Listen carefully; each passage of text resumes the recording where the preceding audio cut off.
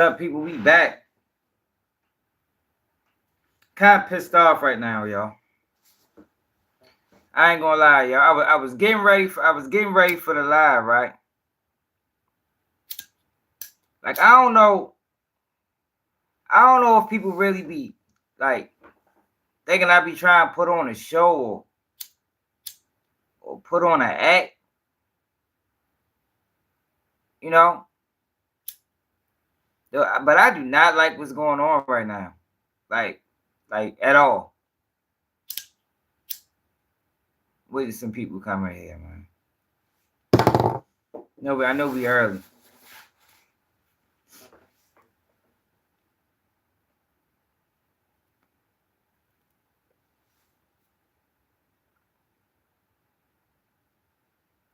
Yo, what it is that appreciate tapping in, man.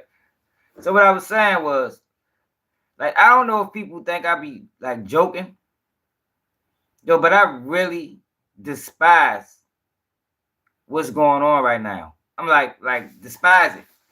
So I was getting ready for the live. Charlene, what it is? I was what you thought what was a joke? Nah, this what I'm ready to talk about ain't even in the title.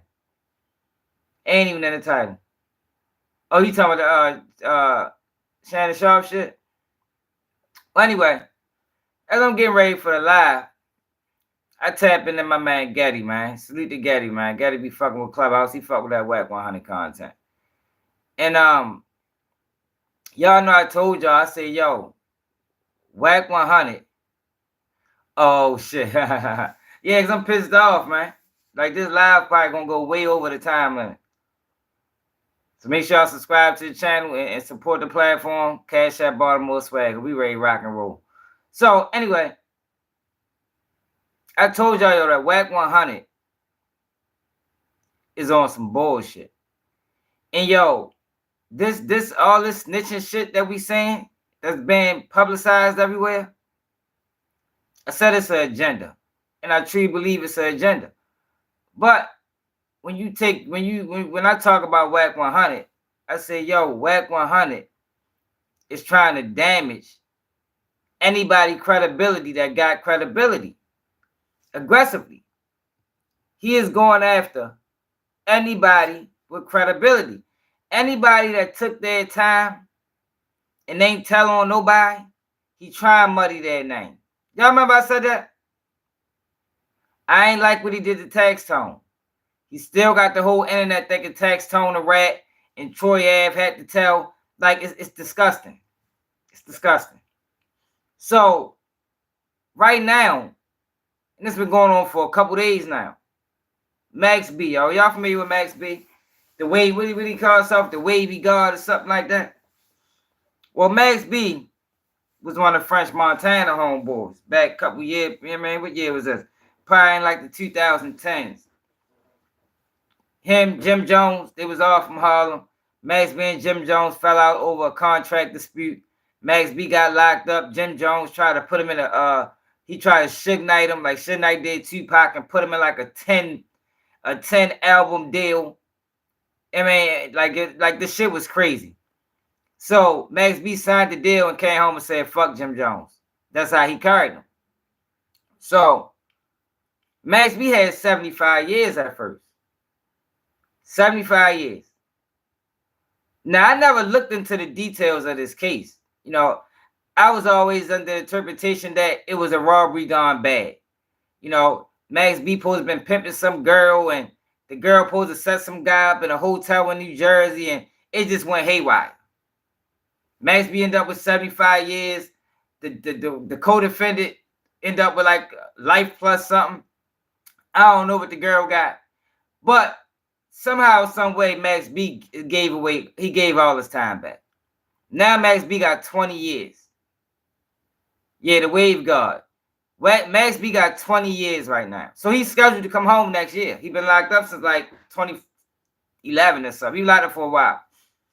So the last couple days, I've been noticing that Wack 100 is trying to slander his name. He trying to put a snitch tag on him. Now, this snitch tag ain't never been on Max B. But it's like now that he on his way home, he trying to put a snitch tag on him. So back to Getty.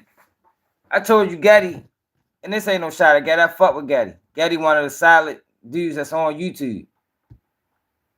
But he fuck with Wack 100 content. So before I got on live, I just was watching a video. And this is the second video I seen where Wack 100 is trying to say Max B is a rat. So now he done found Max B co-defendant.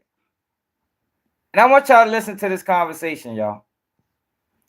So the dispute is, how did Max B give back all that time? CEO of Wall Street's largest hedge fund, Dave McCormick bet against American steel. So in the video that I seen yesterday, food prices are just too on a video that I seen yesterday, it was what the fuck happened? Max B he went up for 2 appeals. Well, not 2 appeals. He gave time back twice, and then now he gave the rest of the time back on the appeal. And his reasoning was because he used his entertainment lawyer as his criminal attorney. And for people that know that is 2 different attorneys. So that's how he got back in court. And he found out that it was a plea deal for 10 years on the table. His criminal attorney told him to fight it. Well, he went to court, blue trial court, 75 years. So that was the last video I seen. Kamala Harris's plan will bring costs down. Now Wack 100 then found the co-defendant. And I want y'all to listen to this shit, y'all. And then we're gonna go back to the case, and I'm gonna read to y'all what actually happened. It'll cost a typical family $3,900. That's all what it is, man. We're going to New Orleans today, baby. No matter who you are. Would have been there, yo, but I gotta talk about this. Like, I cannot sit around and let Wack 100 keep slandering niggas.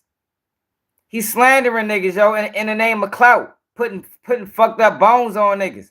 Meanwhile, hanging with rats and elevating rats. Tough to be yourself when you have severe asthma.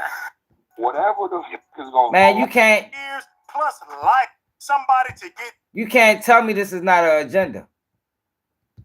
And French Montana is hiding. All right, so listen to this. French Montana says that somebody to get that type of case, man. But in this audio, he's co-defendant Pooh Sims, man. The man serving 35 years plus life for the body he caught in a botched robbery. Man, fuck with Getty, y'all. Y'all fuck with Wack 100.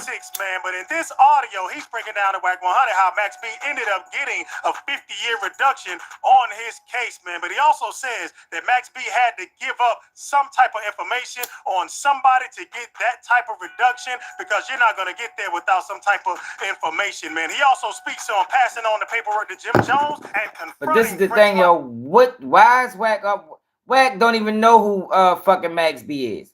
Like, how did Max B come across Wack 100 desk? Max B been locked up for years. Now he ready to come home. And now you got this guy that's pushing some of the most dangerous narratives into the community. Is to try and attack Max B credibility. But I want y'all to listen to this nigga. He locked up now. This supposed to be I guess the shooter. Montana says that French Montana knows that Max I don't like that, yo. I don't fuck with that, yo. Like, why you like, yo? If it's out there on a nigga name, put it out there, yo. But to be actively looking for these motherfuckers and trying to slander them when you find out they solid, yo, that's dirty work, y'all. That's fucked up. This is a nigga that ain't got no morals, no integrity, no soul. He says that French Montana don't care, and French Montana is hiding and protecting Max B. It is interesting. I'm gonna let y'all get to it. Shout out to Wack 100. Shout out to 100 ENT. This is Getty Radio. Let's go. All right. Some shit like me called me today. Eric, play the Pooh Sims clip when he called me today.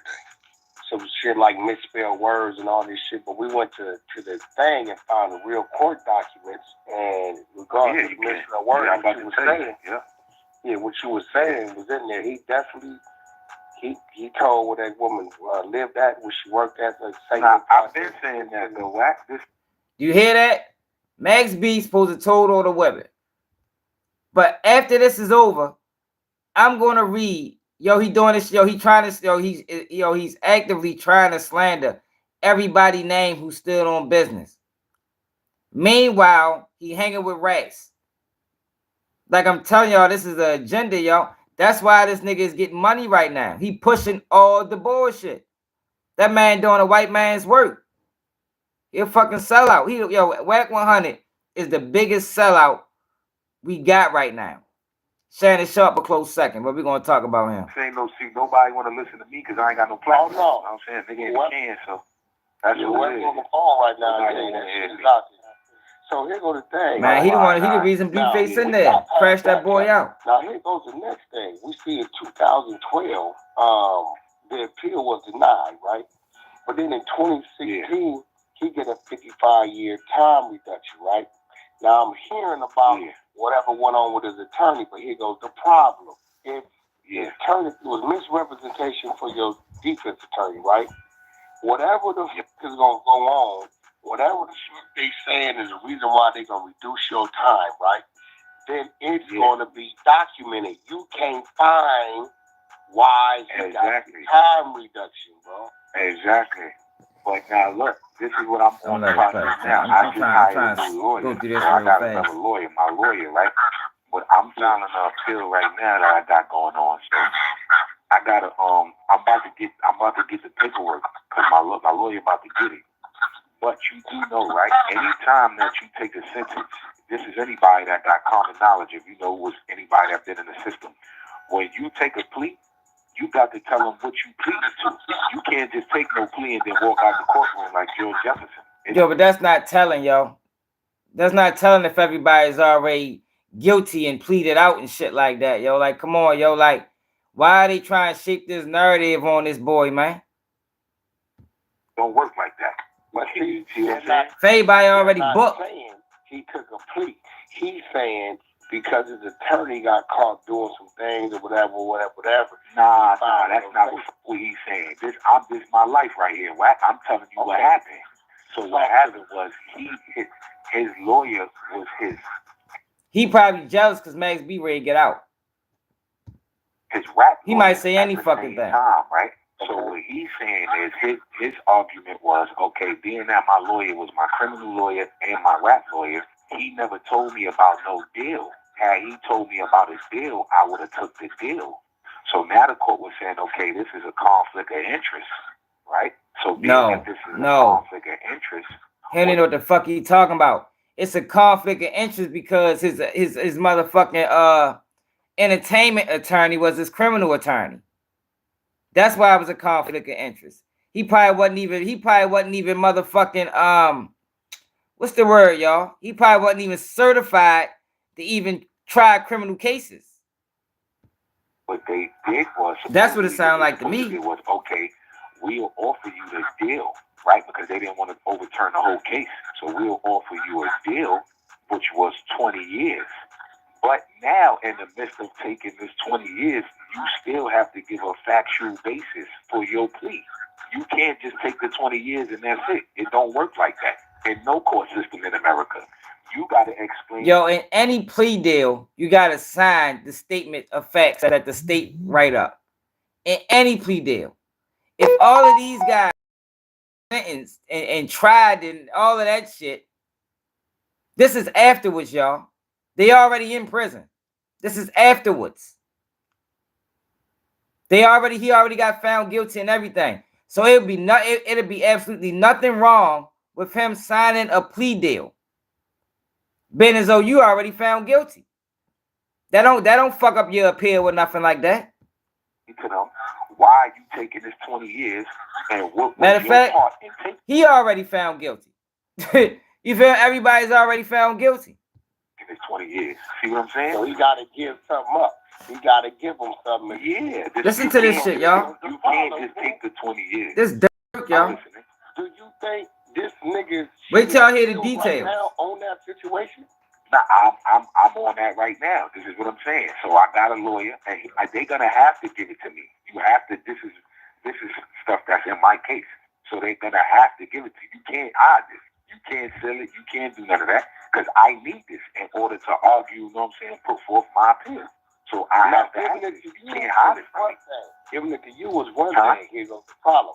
We can't. That shit's supposed to be public record right now. You know it, but it is. That's what. So no, look. So what you got to do is it is public record. All you got to do is call. You could get in contact with Bergen County. That's it. Now you know, I guess it got to be like a I don't know, I guess a reporter or something like that. You know, I guess some type of reputable person, but you can't get it. You could get it. You could call them and then you could find out. Hit that like button, subscribe to the channel. And we keep it all the way real over here, man. One of the only channels doing it. I'm gonna find out. I don't know exactly. Everybody else playing in the fucking circus. I was on my way about to go to a visit, and then my little sister just told me that you hit me on my gram, so I wasn't even expecting. I didn't know what this conversation was going to entail. But I'm gonna get on top of that for you. That ain't no problem. I'm gonna definitely. Hey, Willie Hall, you know who Max B is? So right now, because it wasn't that many people in here. So this is what's going on right now, y'all. I told y'all on several occasions, y'all, Wack 100 is pushing a few things onto the culture. He pushing money over morals, and he pushing this snitch shit. And every time somebody is deemed honorable, every time somebody caught time, and from what we know, didn't tell on nobody, Wack 100 goes above and beyond to muddy their name. Billy Bell brought up a good point. He did it to Pooh Shiesty. He did it to Tax Tone. Wack 100 got the whole world thinking Tax Tone is a rat. Meanwhile, Troy Avenue is the rat. Now, since Max B is ready to come home, he doing it to Max B. And I'm gonna show you. And after this, I'm gonna read the case and show y'all and explain to y'all what happened. Cause these niggas lying. One thing I want to say is right. We rolled it out for 2 hours the other day. And I before, right? My man had hollered at you.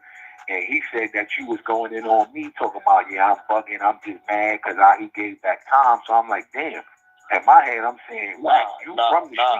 Okay. First of all, listen, here go the thing. Yeah, I never knew nothing about it until the other day when my man CEO Reek, when Chuck sent it to me, I sent it to Reek. I said, go over this shit. He went over it, right? He went through it. I said, look for all inconsistencies. Look for everything wrong. Because if we look at everything why wrong, are you doing that? We got this right? Cannabis why are you doing that? is legal in 38 states. Why are you trying so hard to make this nigga a rat? And it's growing. Right? He said, exactly. I said, okay, go and find the legal documents. And there's paperwork on him.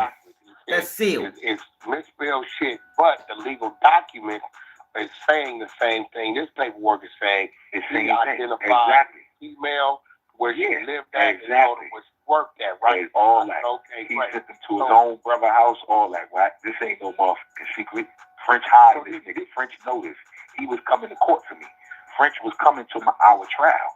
Yeah, wait till y'all hear the real shit though, y'all. He was out on bail, and I'm coming shackled up. You know what I'm saying? From the feet to the waist. So I ended up getting into a French because I'm like, man, y'all niggas is fucking faggots. Y'all know this nigga ain't no good. I told y'all, they like, yo, chill, you wildin', you gonna fuck everything up, man. Fuck all that, nigga. This my brother, and I'm telling y'all he wrong. So what motherfucking standing you got, nigga, to tell me I'm bugging? Nigga, his pops married to my mom's, right? This ain't no play shit. This my motherfucking life, my nigga. So let me ask you something. He gave him information on you. Yeah, that's what's going on, Reza. Which one? Nah, he wasn't. Nah, they asked him. They was trying to ask him where was I at so he could turn me in, but he didn't know where I was at. So what happened was once he did that with the female, they went to the place where this female was supposed to be, and they found stuff that supposed to came from the situation and all. Listen to that, y'all. Listen to what he just said, and listen to this document I'm ready to read to y'all. So once they locked her up, she went and talked about, oh, it wasn't me, it was Pooh and Max. You know what I'm saying? So now, boom, I'm the last person to get locked up. So I hollered at Jim, this nigga crazy. So I'm explaining all this to Jim. He like, look, just go turn yourself in, see what they got going on. Boom, I got the lawyer for y'all, this, that, and the third. Okay, cool. Now when I get in, I don't know none of this. I don't know none of this till I get my discovery. But once I got my discovery, he was already out on bail. But as soon as I got it, I sent it straight to Jim. At all. Dane had to take it. You have 60 seconds remaining. I gave it to Jim and Dane. Nah, Jim put it out. He got a song called Frenemies. Hit that like button, y'all. Got a song called Frenemies where he going in on him. One thing I'm going to say, from what I know, since I gave it to Jim, Jim been going in on the nigga. Now, what he doing now, I have no idea. But when I gave it to him, he did the right thing. Wack, he wanted to do a mixtape, and he wanted me to host a mixtape. I can't host no mixtape. I'm about to go to trial, Wack, for a month. Yeah, you can't do that. Down. I can't be getting involved with none of that, my nigga. Like, so it was like it was You have 30 seconds remaining. That man can't even come outside, yo. Him something when he took the plea deal to get to 20. Yeah, that nigga probably be sneaking up, no jumping. Wack, I ain't asking to talk to lawyers out there with you at. Nah, I'm gonna get it. Now look, I'm gonna call you back. I'm gonna call you back. I gotta holler at my lawyer. I'm about to go to visit though. I'm gonna call you back around like 5:30. All right, no problem. All right, we gonna. All right, so look, y'all heard what he just said, right? Now listen to this. Listen to this.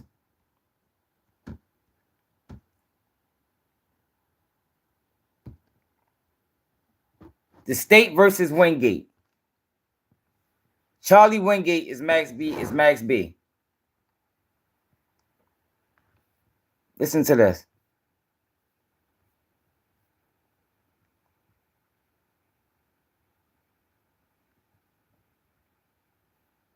All right. Can y'all see that?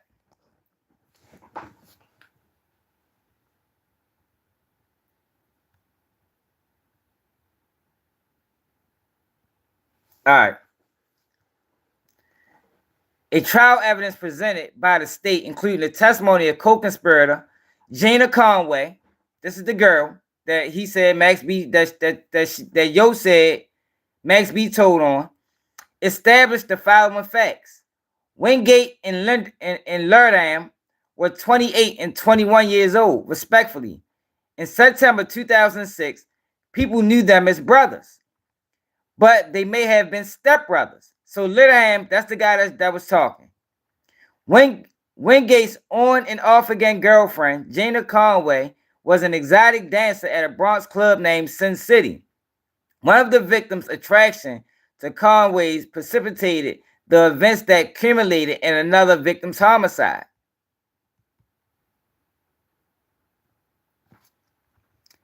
Two of the victims, Alan Powden and David Taylor, were partners in criminal enterprise that included mortgage, real estate, and credit card fraud. They drove expensive cars around New York City, and Plowden often carried a Louis Vuitton bag containing cash, sometimes as much as $40,000.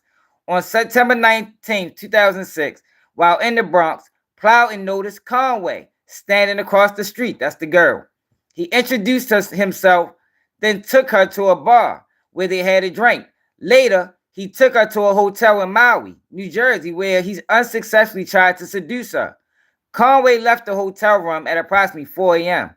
and took a taxi to Sin City, where she met with Wingate and gave him money. Then met, Wingate is Max B. He always talk that pimp shit. Then met a bouncer named Torrin Golston, with whom she left. 2 days later, on September 21st, the day before the homicide, Plowden phoned Conway, picked her up, and took her shopping in Bergen County. He was carrying the Louis Vuitton bag.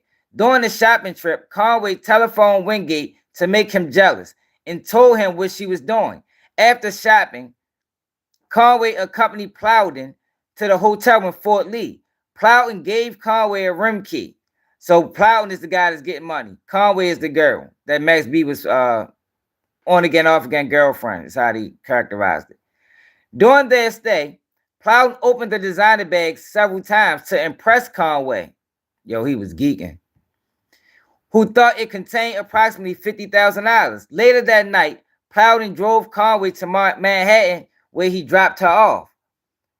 After dropping Conway off, Plowden met with David Taylor and two women, spent the night in the club, and eventually returned to Fort Lee Holiday Inn, where he shared the room with one of the women, Giselle Neves. Taylor shared a room in the same hotel with the other women, Mate Castro. Before going to bed, Plowden hid all but $1,000 of his cash, as well as his wallet, jewelry, and car keys, under the plastic liner of a trash can. He hid the remaining $1,000 under his bed mattress and then went to bed while Neves showered. The crimes were committed in the room later that morning. These are the facts of the case, y'all. All this came out in court. Meanwhile, after Plowden dropped off Conway, she took a taxi to a basketball court near 135th Street and 5th Avenue, where she met Wingate and his friends at approximately 11 p.m. Remember, Conway got a hotel key. During the next couple of hours, she took an ecstasy pill and drank some Hennessy cognac, which made her high, but the degree of her intoxication seemed to rise and fall. She told Wingate about Plowden's money. When he asked how much, she replied, a lot. Wingate then said he was going to get him, which Conway understood as meaning that Wingate was going to get Plowden's money. Wingate asked Conway where Plowden was, and she told him Plowden was probably at a club. She also told him where Plowden was staying. Wingate telephoned Litterman, that's the nigga that was on the phone, who arrived a few minutes later and spoke with Wingate. When they finished speaking, Wingate told Conway to go with Litterman and take him to the hotel where Plowden was staying. According to Conway, Wingate did not intend to use force, but rather intended to steal the money while Plowden was at the club. Shamel Foyle, the only witness to testify on the behalf of the defense, said he was at the basketball court and saw Wingate and Conway, but not Lederman. The group left the basketball court, and Lederman tried to get a car, but he was unable to find one suitable for his purpose. Wingate called the cell phone of a taxi driver, Muhammad whatever, and asked whatever to drive his brother and his girlfriend to New Jersey. So Wingate ain't there, y'all. Wingate is not there. Drove Litterman and Conway to New Jersey, but stopped for gas on the way. While Litterman went into the store at the gas station, Wingate pulled up in the car and told Conway that if she pulled it off, he would love her forever. Yo and Conway arrived at Fort Lee Holiday Inn at approximately 4:30 a.m. after mistakenly going to two other. So it's only Yo and the girl.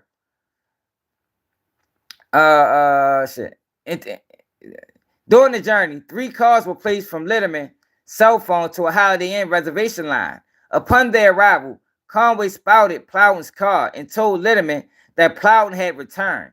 Lerdam, told Yo to wait, and Lerdam and Conway entered the Holiday Inn. On the way to Plowden's room, Lerdam put on gloves, took out duct tape from his pocket, and displayed a handgun. Conway, who had not seen any of these items previously, became nervous because this was not a part of the plan. When they arrived at Plowden's room, Lerdam told Conway to use the key card to open the door, but it did not work. Conway called Plowden's cell phone and could hear it ringing, but Plowden did not respond. Conway kicked on the door. The girl answered. Nevis answered, told Conway and Lerdam that Plowden was sleeping, and tried to close the door. Conway used her foot to prevent the door from closing, and she and Lerdam entered the room. Once inside, Lerdam grabbed Neves by the hair, pointed the gun at her head, and demanded the money and Plowden's car keys. Conway searched the room. That's the girl. Plowden continued to sleep. Lerdam shoved Neves into the bathroom and told Conway to tape her up, which Conway did. This is the girl. Duct taping Neves' wrists, mouth, and ankles. Neves got a good look at Needleman and noticed the scar on the left side of his face. Conway woke Plowden. Needleman told Plowden not to look at him or he would be shot. So Plowden won with the money, y'all. So Plowden turned away and Conway duct taped his hands and eyes. That's the girl. Plowden told them about the money under the mattress. While Conway and Litterman searched the room, Plowden was on the floor covered by a comforter, was able to lift up part of the duct tape and see his eyes, and a duct tape from his eyes, peek and see what was going on. Lift a part of the duct tape from his eyes. Oh, okay. He was able to lift a part of the duct tape from his eyes, peek and see what was going on. He eventually told Lerdam and Conway that the rest of the money was downstairs in a friend's room. Holding the gun to Plowden's head, Lerdam forced Plowden to call Taylor. Remember, Taylor was in the other room with the other girls. When Taylor arrived at the room, He knocked on the door and Conway opened it. That's the girl. Lil Dam stood behind the door with a gun. When Taylor entered, Lil Dam pointed the gun in his face. Taylor reached for the gun. It discharged and Taylor fell dead. According to Bergen County medical examiner who conducted the autopsy, Taylor had stippling, which means the gun was shot at close range. On his face, it's like a mark that when you fire a gun, it leaves a mark if it's fired in close range to the skin. Taylor had stippling on his face and two of his fingers, and a gunshot wound in his mouth. Taylor had died from a intraoral gunshot wound to his head and neck.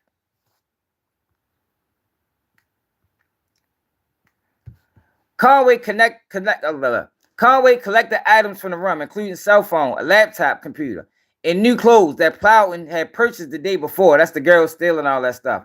She then went through Taylor's pockets and took $800. Lil Dam took Taylor's watch and changed into one of Plowden's shirts and a suit jacket. Yo took his clothes. The fuck type nigga is yo? What the fuck? These niggas crazy. Lil Dam, so he was a crash out. That's why Max B told him to do it. He was a dumbass. So yeah, he the type that allow on a nigga. If you rob a nigga and take his shoes and jacket and shit like that, he must have blood on his clothes. Lil Dam then struck Plowden in the face with a gun. And Conway took Nevis' purse and threatened to kill Nevis and her family before leaving. Lil Dam and Conway told Plowden they were going to Taylor's room, and if the money was not there, they would come back and kill him. So that's the girl. So they left the two people in the room. The girl and yo that was on the phone went downstairs to get the rest of the money. Remember, Plowden said the money was downstairs. Plowden managed to free himself and chase after Lil Dam and Conway. He caught and punched Conway. That's the girl. But when she screamed, Lil Dam turned toward him with the gun. He retreated. When Lil Dam and Conway returned to Yo's car, Yo noticed that Lil Dam was wearing new clothes. Yo drove Lil Dam and Conway back to Lil Dam's apartment in New York City, where Lil Dam phoned Wingate. Conway took a bag containing items stolen from the hotel room and went to Sin City, where she met ghosting, and later took a bus with him to her apartment in Bloomfield, New Jersey. She left the bag at his apartment, took another bag, and went to the home of Wingate's sister-in-law. While there, she telephoned Wingate, who said he was sorry for what happened and he would take care of her. During the ensuing police investigation, Plowden not only failed to identify Lil Dam from two photo arrays, but identified the picture of another man the police used as a filler. So Plowden was unable to identify the shooter. Detectives interviewed Ghostin and retrieved the bag that Conway had left at Ghostin's house. The bag contained 2 Holiday Inn key cards, cell phones, a laptop. So they got all the stuff out the house from the bag that the girl left at Ghostin's house. Ghostin wasn't even a part of the crime. When detectives arrested Conway, she gave them statements implicating Wingate and Lil Dam. Well, what did Joe just say on the video? Yo just said that Max B told on the girl.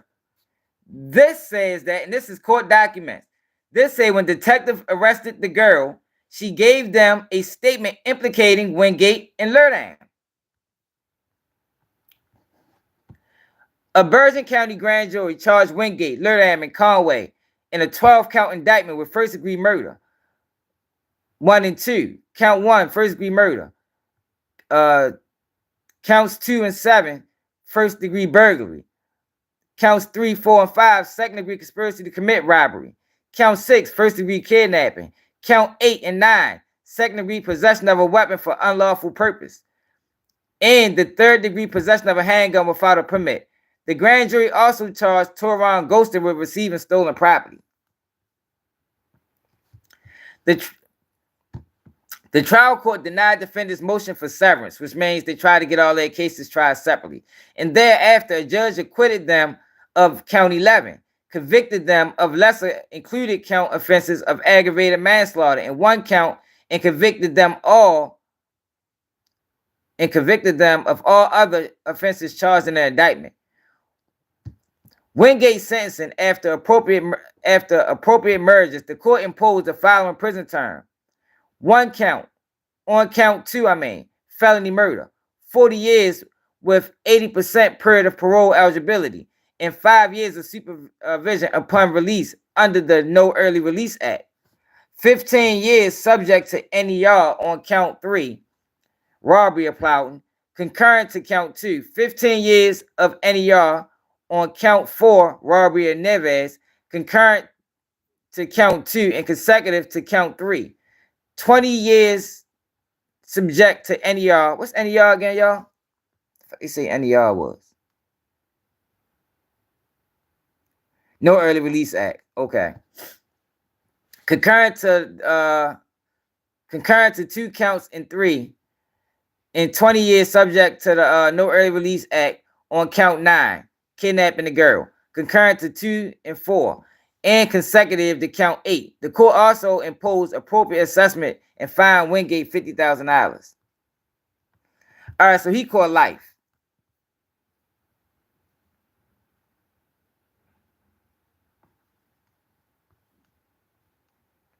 All right, so this is the appeal. This is the appeal process.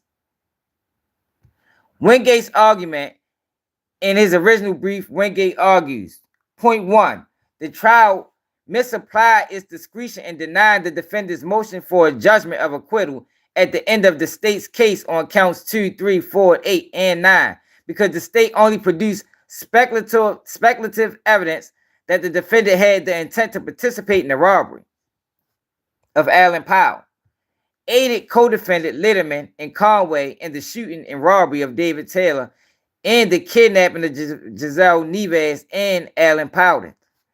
Point 2, the defendant conviction should be reversed because the trial court misapplied its discretion and deprived the defendant of his right to premeditatory challenge by denying trial's counsel motion to excuse juror member 4. Point 3, the jury charged with prejudicial defective because the trial court failed to provide adequate guidance to the jury as to how to assess accomplice liability, not raised below. Point 5, the trial court misapplied its discretion in failing to sever the defendants from trial co-defendant Litterman and raised in part below. A, evidence which pertains solely to co-defendant Litterman was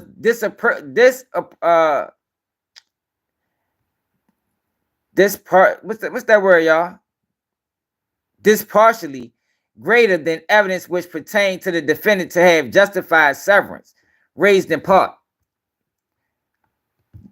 The trial court erred in finding that the level of antagonism between the defendant and co-defendant Litterman did not warrant severance.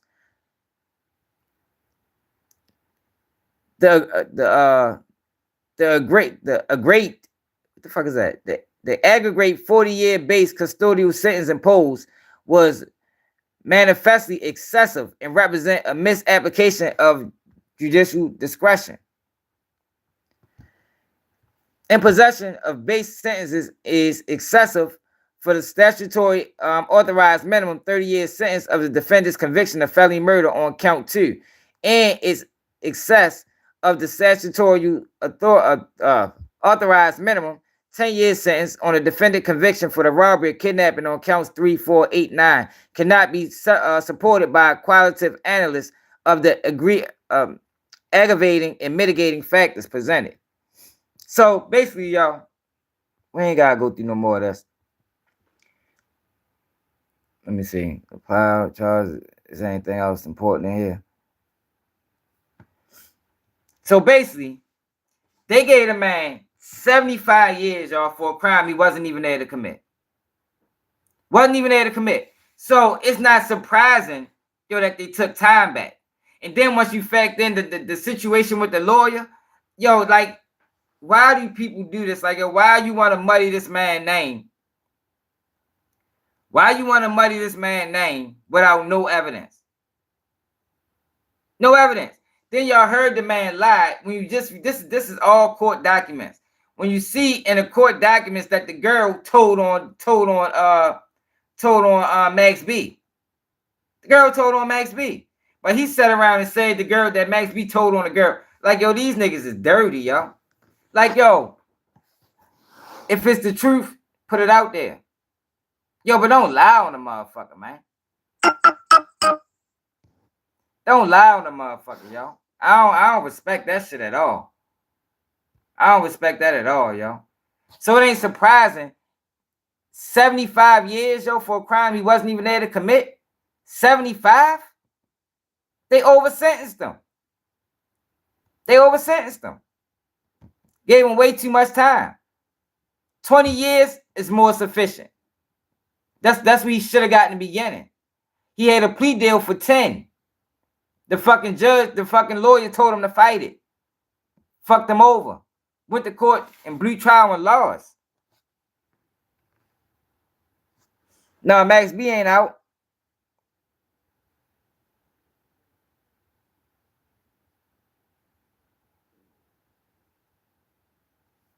Like it wasn't no evidence on Max B. See, I never knew none of this. I never looked into none of this to even, this was years ago before I wasn't even, I think I was in prison in 06. You feel me? But I never looked into none of this. The state claims there was not one piece of evidence. Listen to this. In an instant matter, the state intends to present identical evidence against both Litterman and Wingate. The state claims that there is not one piece of evidence or testimony that would not be introduced against both defendants as separate trials. Litterman and Wingate were charged with conspiracy and offenses which arise from the same acts and transaction. The prosecution theory of the case does not force the jury to choose between defendants. Conflicting accounts, right? Like, how are you going to try them together? And he did everything. Yo did everything. This nigga, like, there isn't even proof. That's not even proof that Max B knew about it. It's not even proof. They going by one person account of what happened, and that's the girl.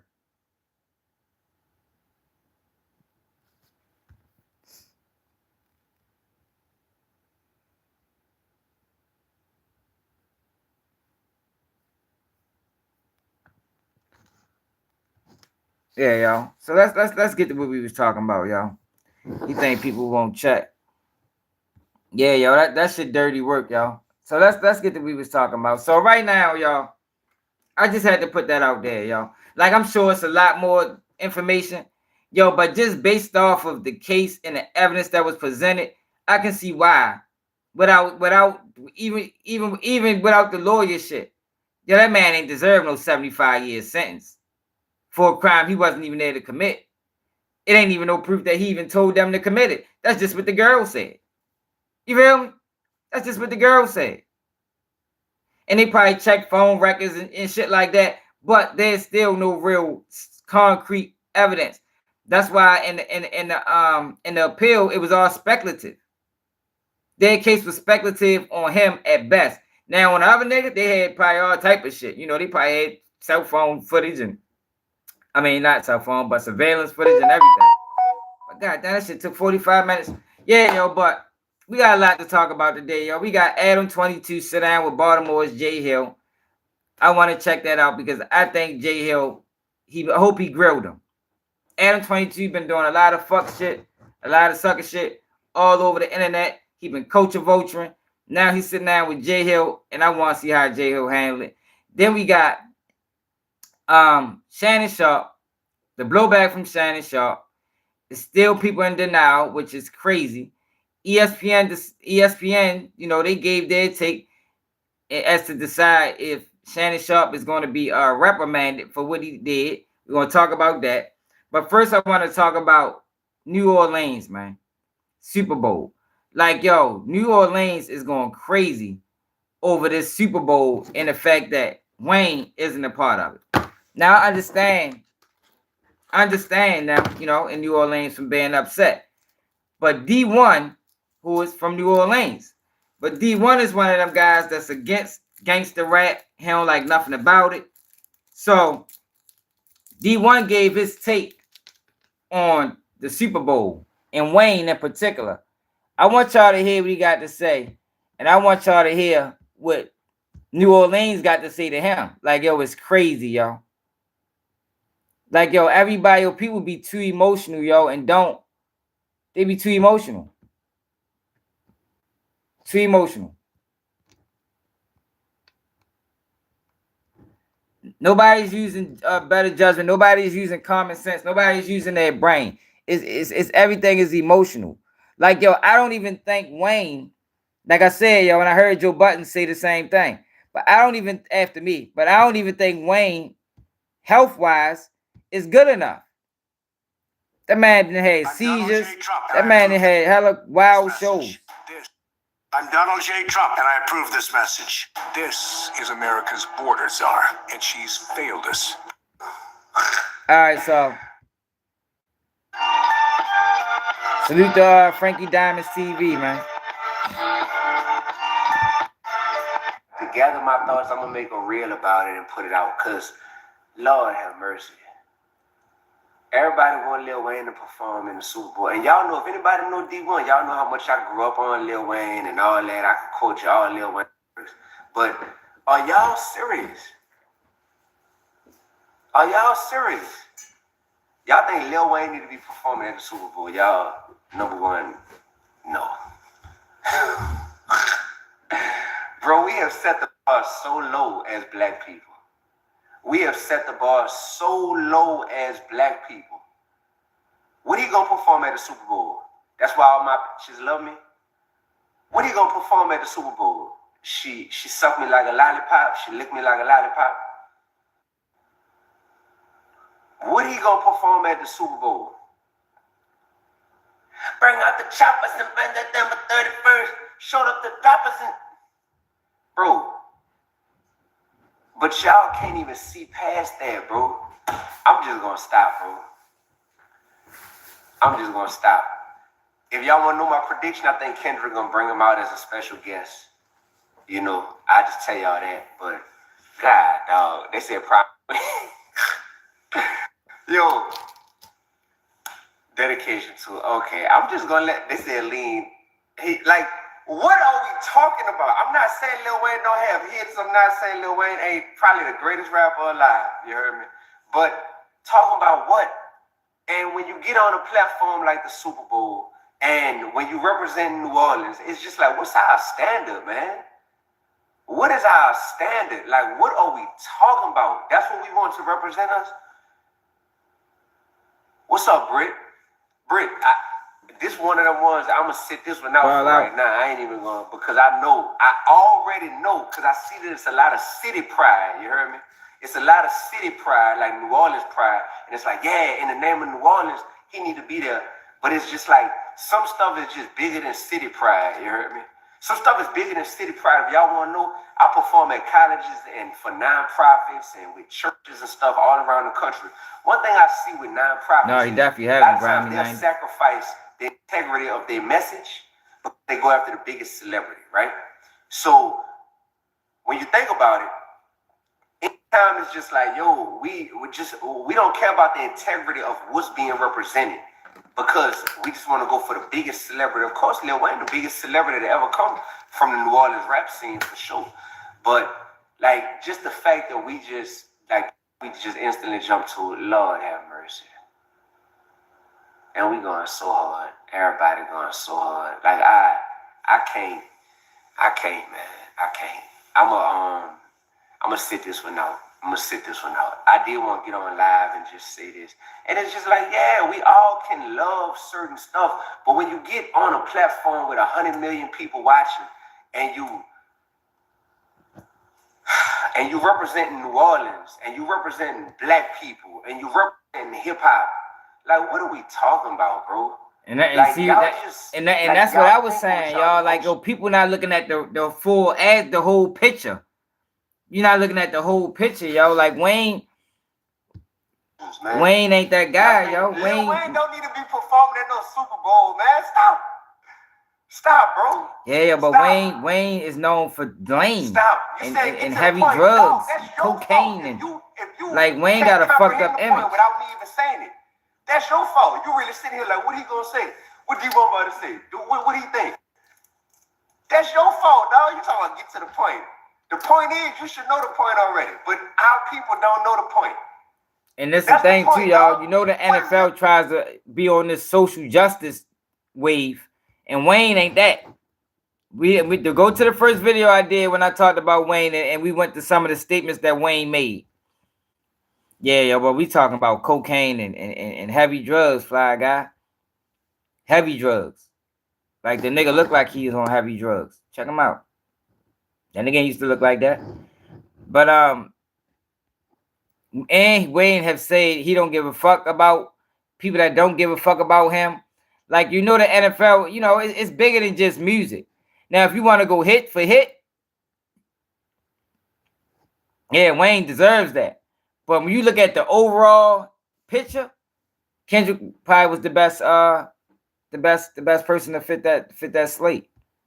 Wayne talking about in his music for over 25 years. And I listened to it growing up for the longest. But what are we talking about, bro? It's not what y'all want to hear. Get to the point. Get to the point. Man, shut that foolishness up, man. Get to the point. That's the point. It's definitely politics, bro. You know that. Politics over anything. But I see everybody sitting here going in. We need to how dare they disrespect us? They ain't disrespect me. They ain't disrespect me. They ain't disrespect me. You hear me? Oh, all right. Bet. I thought you was talking to me, brother. My bad on that. But it's just like, what are we talking about? What's up, Tony? Now, New Orleans came down on him about this. Yeah, the ignorance is contagious. All right, so look. So that's what he said, right? Now I'm going to show y'all what people have been saying about him. Like New Orleans, they talking about banning him from the city. And like this shit got crazy. Hold up. Nigga put out a weak-ass diss song. Let me take you to the diss song real quick. Nigga put out a weak-ass diss song on him.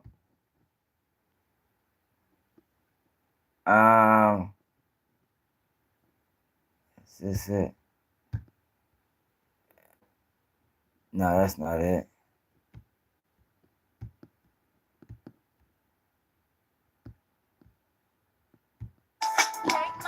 They put out a diss song on him. Ain't know what the fuck going on, man. First off, fuck D1, don't play with my city. GDP hyped them up way since the beginning. They just speaking on niggas out here doing their thing. Fuck that nigga, what he think? Boy, that's cash in the bank. Kendrick gave that boy a shout out. How he thinking he hot? We ain't fucking with you niggas, boy. We straight from the block. Know some nigga ducking cops trying to get him or not. Putting food on the table if you like it or not. All that speaking on niggas, put yourself in their shoe. Boy, this chestnut checkers, don't be watching my moves. Nigga tweaking for a post just to get some attention. They know controversy sells, now they making up issues. Oh, crybaby bitches, get them niggas some tissue. Hope you get a little buzz, not a blogger than dish. I ain't trying to talk it out, it ain't no bargaining with you. Tell G to post your songs if he really fuck with you. Fuck these niggas, man. Yo, I understand the city being upset. King Hayes. I would be upset if they did it to Baltimore. I'm just saying business-wise. We putting the end of that shit, man. For real. All right. So that was him. That was the diss track. Then you got these guys right here. Like niggas, the whole city. Then I'm gonna take y'all to what D1 had to say after all of this.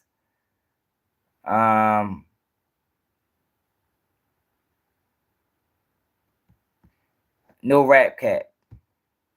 Suit the No Rap Cat, man. They're New Orleans based podcast. Trapped in a cycle of opioid use, withdrawal, and craving. Now D1 has been over here with these guys. He is on me just now, but come down a little bit. Yeah, let's get this right. But yeah, you know, yeah, there's a lot of shit that's going on, man. You know what I'm saying? Hopefully everybody, first of all, hopefully everybody made out pretty good in the hurricane. Now I didn't know that Kendrick. Taxes at the time because he thought. I didn't know that Kendrick shouted out D1 in that song he just dropped. That he had an opportunity to sign, you know, which I heard that was for no more than $100 and some thousand, like, you know what I'm saying? So that's, you know, he declined that deal when it was offered to him to go to The Rock, you know what I'm saying? So some of those extended hands, you know, that he gave to Wayne was mainly could have been trying to bait him in to come over to do you talk about Jay-Z, you know, Rockefeller, Def Jam, whatever, you know, that he had going on at the time. So, you know, we don't know, you know what I'm saying? Only person that really know, you know, in depth what that's about would be Wayne and Jay-Z, you know what I'm saying? So from the outside of what we know on the surface, you know, yeah, he supposedly had paid his taxes, but I never heard Wayne confirm that. But no, I heard Wayne did say that on stage, matter of fact. But anyway, if I fuck with somebody or not fuck with somebody, I could do shit for you, brother, and I know I could also do some shit for you that is like, wow, a nigga did that for me. You see what I'm saying? Yeah. So even if I fuck with you or not, and I don't do that wow one for you. The wow factor. The wow factor. You nigga can't be like, man, I don't fuck with you. If I fuck with you and I do a lot of shit for you, but I don't do that wow factor for you, I still can fuck with you. Right. But niggas looking at, if you didn't do that wow thing for me, nah, man, you a bitch ass nigga. You don't fuck with them for real.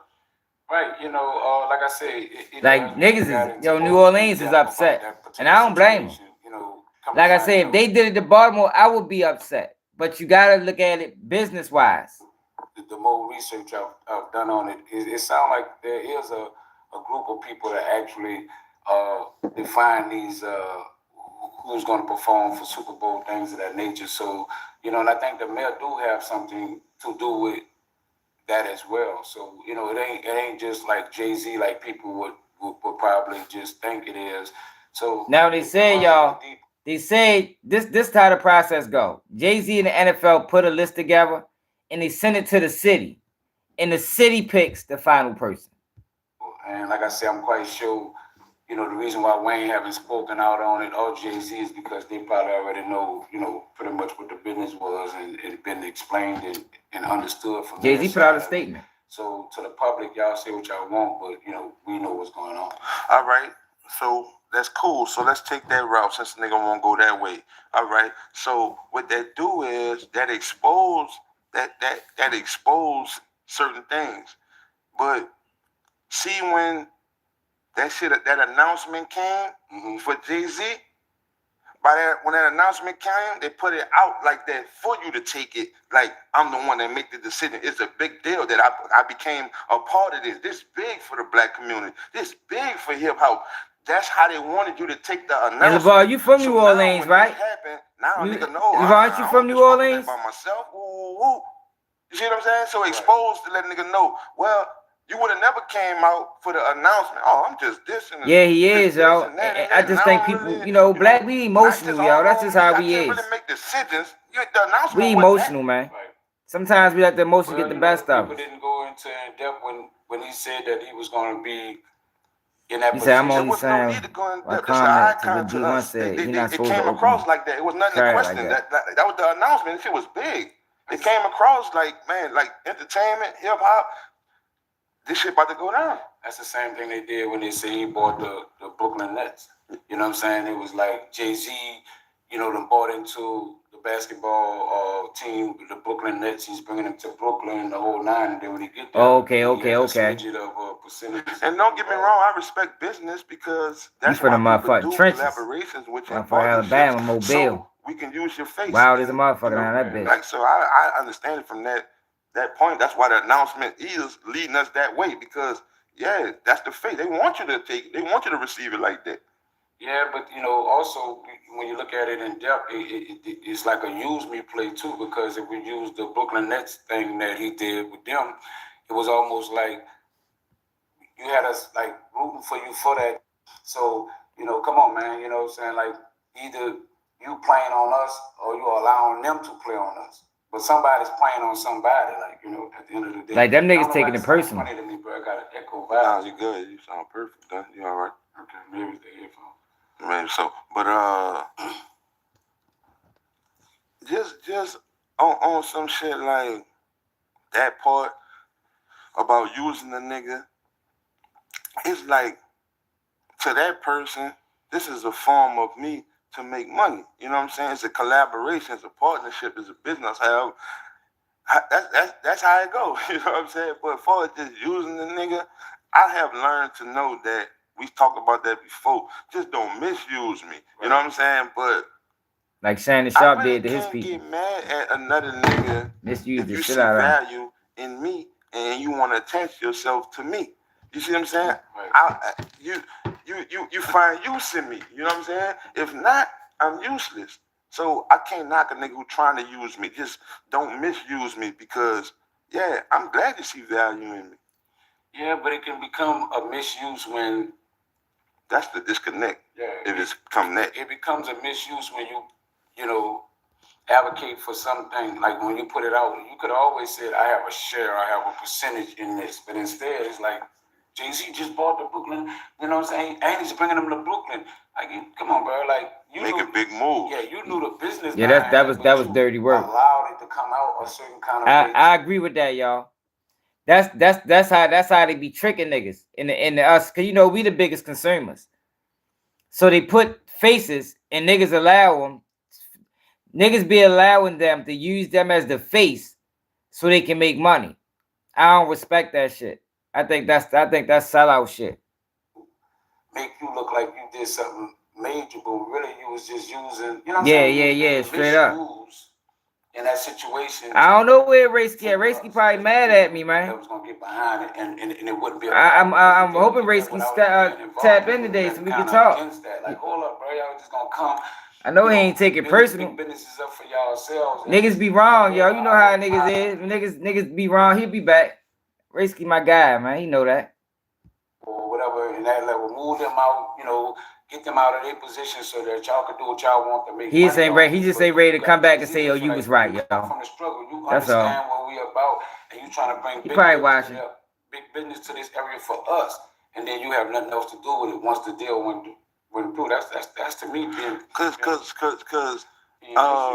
I'm not changing my statement on everything I said on the last podcast. Only thing I will adjust is the personal blame and give it to everybody. You know what I'm saying? I'm not taking my stance back. Right. If that's benefit of the doubt, just taking something. Not just Raceky, Tay Knox. Tay Knox to all y'all as a collective. Was one too. But you still in there. Yeah. So you still part of the fold. Right. You know what I'm saying? If all the fold not on you, you still a part of it. That's what I'm saying. I was more disappointed than anything because it's like, yo, them niggas been over here for a while. So they know I ain't just gonna make up no shit like that. Like, that was the only thing. Whoever was a part of the decision. I see if they was somebody new. Before you put your clothes on just that morning, before you know you headed to whatever office to know I'm about to make this decision or we gonna make this decision, you knew that this was gonna happen, bro, that this was a bad look. You know that, man. Right. And as far as the mayor, if she did have a higher percentage, a big percentage since it's the city, that's a slap in the face. That go along with D1. Right. The mayor being from LA, you know what I'm saying? Like, so he must have said something about D1 on the last night's show. Her decision could have been from her roots. I want to see what they said about D1. That's why we watching this. From LA, so you know what I'm saying? I'm advocating for a LA person to come do what they're doing. You know what I'm saying? Like, you know, and you just never know how relationship with Wayne, Birdman, or anybody like that. Like, you know, she could, you know, they could have had issues prior to this situation that's being made right now, and all that sway her to do it the way that she's doing it. Like, you know, you just never know. Like, you know, you never know what she asked them to come and be a part of. What did she ask them to come and help do in a city that they didn't do? You know what I'm saying? That she just never spoke about. But now that it come down to a decision being made, and I got something to do with it, you got to know it ain't going that way. And that's business in general. Like, you know, we got, but you know what's going on, brother. And bro, like, it's not like the shit that we saying are the things that we feel about Wayne should be doing this shit. It ain't far-fetched when the whole world, like, people that's not from this state, man. I'm talking about some you know, just people in the industry, big people, they feel the same way. And I seen Cam on this podcast saying exact, not even to the point to what Wayne should perform. I'm talking about the other shit. He feel exactly like that. He said the exact same shit. Man, you know that's Jay-Z. That's Payback. This a nigga who up there, who got way more inside than two niggas from. I mean, I figured that was gonna happen though. This camera, you know what I'm saying? So for him to say that as well, it raised his shorty now. Secrets. He know, like I say, he's been a part of Rockefeller to understand. I think maybe I don't need you like that, bro. You know what I'm saying? So yeah, I respect a man for being a man, brother, and standing on man business, like, and I respect Cam for that. I respect him for me to even do this, like, So if a nigga just had to be like really on the right side of things, like, not just from just I guess from the track record of what he have done up at height. I'm trying to see what they said about D1. The best thing I could have said what you said. They talking about banning D1 from the city. If I wanted to be all the way positive, I can't bring them. I get to songs, Wayne supposed to be on there. If I do that, well, I can always say, on the side of Kendrick, he have more substance in his songs than Wayne. If we're gonna talk about something you could, it makes you think, it makes you reflect on your own life type shit. K-Dot kind of cover that. He talk hit that like button. Hit that like button. He talk about his own, from 8 to 80 down there, like, you know what I'm saying? 13, 14 billion people. Not that much.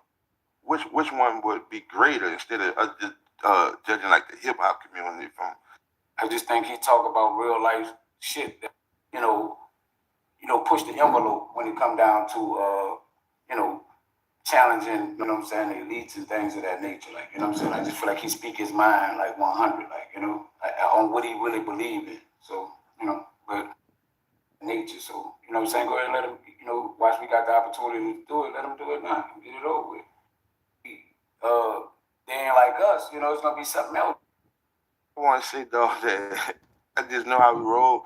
And I'm saying all that, but I'm sitting over here knowing that 100% that, nah, bro, I just got to stick with what I was just, the energy that I had. That's how I really feel. Yeah, it must be on the last show, y'all. But that's how I really feel. I got no understanding about none of it to make it seem like why Wayne is not doing it. But I can't get past nothing else, bro. Now, questions that you ask, people were trying to say, man, Wayne ain't done another 10 years. He ain't do, Small percentage. Nigga don't speak on that. Nigga speaking, oh, it should have been Ronnie Goodell. I'm talking about the people who hired the people who hired the people. Nah, man, what is you talking about? Because some people loyalty be with a person according to how they know, but a nigga speak on everybody else. Even if Jay-Z got a small percentage, nigga don't speak on that. Nigga speaking, oh, it should have been Ronnie Goodell. That some people be having a loud voice, and Jay-Z could hear him. You know what I'm saying? So with a nigga, they'll be cool, or they don't want to offend Jay-Z, so they'll answer the situation, they'll put their 2 cents on what's going on, but a nigga speak on everybody else. Even if Jay-Z it is, yo. Super Bowl is big, yo. It's the biggest fucking stage in the United States. Like, yo, ain't nothing over this bitch bigger than the Super Bowl. Nothing. Speaking, oh, it should have been Ronnie Goodell. I'm talking about the people who hired the people who hired the people. Nah, man, what is you talking about? Because some people loyalty be with a person according to how they deal with them and how they respect them. That's G? I mean, not really, like, you know what I'm saying? But is it G to throw them under the bus when they showed you something, or you have a certain kind of respect or a certain kind of relationship with them? Is it right for them to throw that person? Before I do that to you, or to get that on the other side, I'm just ain't gonna speak on you at all. And then I just let niggas like, oh, that nigga just say, oh, that nigga ain't speaking about me at all. I rather do it like that than really talk about the topic that I know that my nigga don't look good in this topic, but I say everything about the other people above him not to make him look, when it's obvious that, man, come on, I'm supposed to be talking about this man. I rather don't say nothing then. Right. Yeah, like I said, I guess people got their own tactics on how they choose to approach a situation. You know what I'm saying? Because when I look at stuff, whenever it come across my desk or come across my phone or whatever, I'm looking like how I'm gonna approach this. Like what stance I take on this particular situation. Like, you know what I'm saying? You know, Seabold caught a lot of backlash for that though too. You gotta take under consideration everything that's on the table. Like, you know, that's my partner with a loyalty toward. You know what I'm saying? So, you know, with the media, you in a situation it's easy for. I'm thinking it's just off the wall where we know that ain't right. I could buck that. You know what I'm saying? Like, I'm going on the opposite side of that. Because I know I'm going to have some other niggas on my side, too. If you want some shit, well, you just all the way left. I think it's it must be the video before this. We'll say you clout chasing to the level of, like, oh, here you go. Say, you know, it's trope. I mean, you clout chasing. It's phony. That's why people would say, you know, it's when you know what a nigga saying about this Wayne shit, bro, ain't far-fetched. Shit, some good shit, bro. Oh, here you go. You know what I'm saying? Looking phony to me. And you see what I'm saying? Where that comes? Sometimes this shit make a nigga look. What you say according to the relationship that you have in this business, like, you know, because you can rub people the wrong way and you become blackball. Blackball is a real thing in the business, bro. Like, real talk, you know. You fuck your whole career off of trying to speak your mind or trying to keep it so thorough and real to a level where you'll stop yourself from eating for the rest of your life. Like, just by trying to be real to some people that wouldn't give a fuck about you tomorrow. You see what I'm saying? So, you know, you got to take all that under consideration when you in a situation. It's easy for us or anybody else to talk about certain things when sometimes we won't be in the same position that some people are in when they speak. You see what I'm saying? Where that comes from? Sometimes this shit make a nigga look phony when, because you definitely, and I know it make you look phony sometimes because you're looking phony to me. You know what I'm saying? That's how I can say that some shit make you look phony because right now you're looking phony to me. And I see if a nigga was saying some out the box shit, bro, just off the wall, they ain't talking about it right here. Know that ain't right. I could buck that. You know what I'm saying? Like, I'm going on the opposite side of that. Because I know I'm going to have some other niggas on my side, too. If you want some shit, well, you just all the way left. Niggas ain't agreeing with that. So it ain't even like I'm bucking the system because I know I got other niggas on my side. But if if a nigga saying some right shit, some good shit, bro, you know what I'm saying? Bro, you supposed to go with that. You know what I'm saying? You aren't supposed to go with that, but bro, you know this kind of close to facts, my nigga. And you from New Orleans, so I hate that when a nigga like Dee-1 could choose sides when you know what a nigga saying about this Wayne shit, bro, ain't far-fetched. So you're looking phony. And then when the song come out with Kendrick and he say your name, then you a marketing genius. It was calculated. Like it's all for a reason, bro. Right. That's why people would say, you know, it's trope. I mean, clout chasing. It's phony. You know, right out. Whatever may be the case, you know.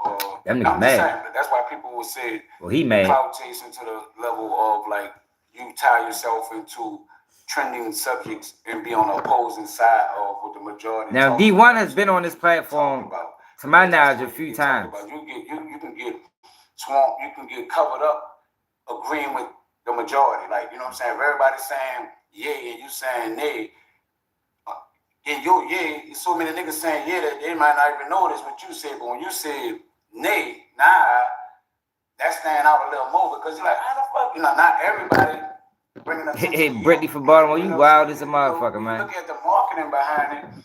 You be like, man, that's some genius shit. You know what I'm saying? Because you're willing to take the, you know, the wrath of being being outcast, like amongst the popular votes or the majority of what people saying, but you be making yourself popular in a mix of speaking from that side of it. Right, the lever, I'm talking about that bitch breaking phony. You know what I'm saying? I'm talking about see it's breaking phony. Like not phony, that bitch is the lever is breaking that bitch. But not even a disclaimer, but it's still breaking that bitch, but the only time that, you know, eject back, you know what I'm saying? Like, it's touching phony, but eject back, you know what I'm saying, off of phony sometimes, but it still go back. And the only reason why it eject back, I'm trying to tell you now, using that like what I can feel, is just being a hustler at heart. The marketing side of it, I can't knock your hustle. I'm not mad at your hustle. You see what I'm saying? But I'm still. So they saying Dee-1 only chose only chose the side of Kendrick as you know, to try to like gain favor with him. They basically saying D1 don't really feel like that. It look phony. You know what I'm saying? I got it. That's his hustle. You know what I'm saying? He winning off what he doing. I'm not mad at that. You know what I'm saying? And this old righteous path he on is a hustle. Like that's some strong statements right there, man, to say that about a nigga that been on y'all show. That I ain't gonna lie, that is wild. These niggas is upset, yo. And I get it, man, from New Orleans. I get it. They feel disrespected. I got it.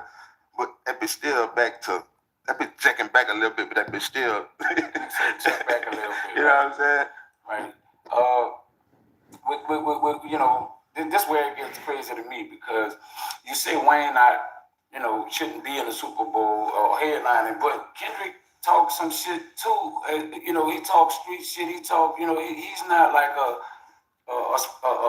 spiritual rapper or gospel rapper or nothing like that. Kendrick talk that shit too. He talk about gang banging, like, you know, and things of that nature as well.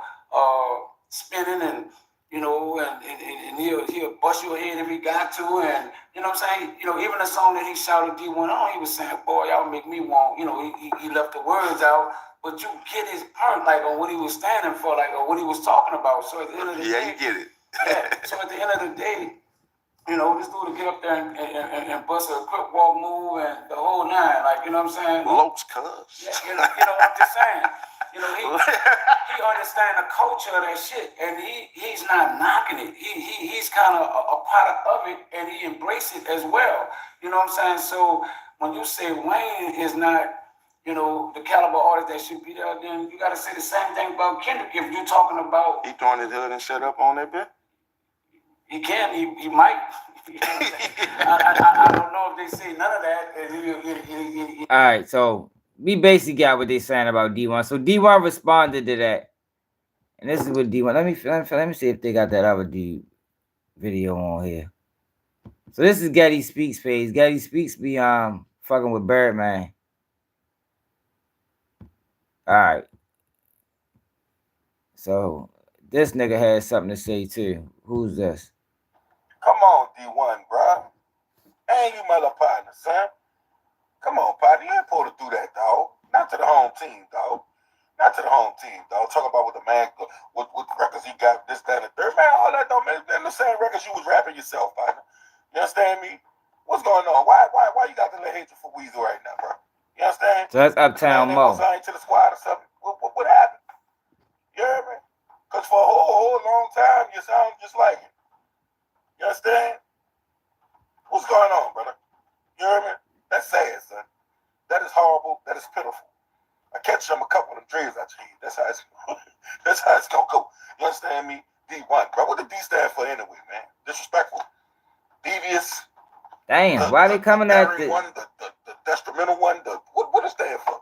Big riding one, what is that damn for? Because you're doing some dumb one stuff. That don't go like that, dog. When you had your situation going on with Rick Ross and Jim Jones and whoever else, you understand me?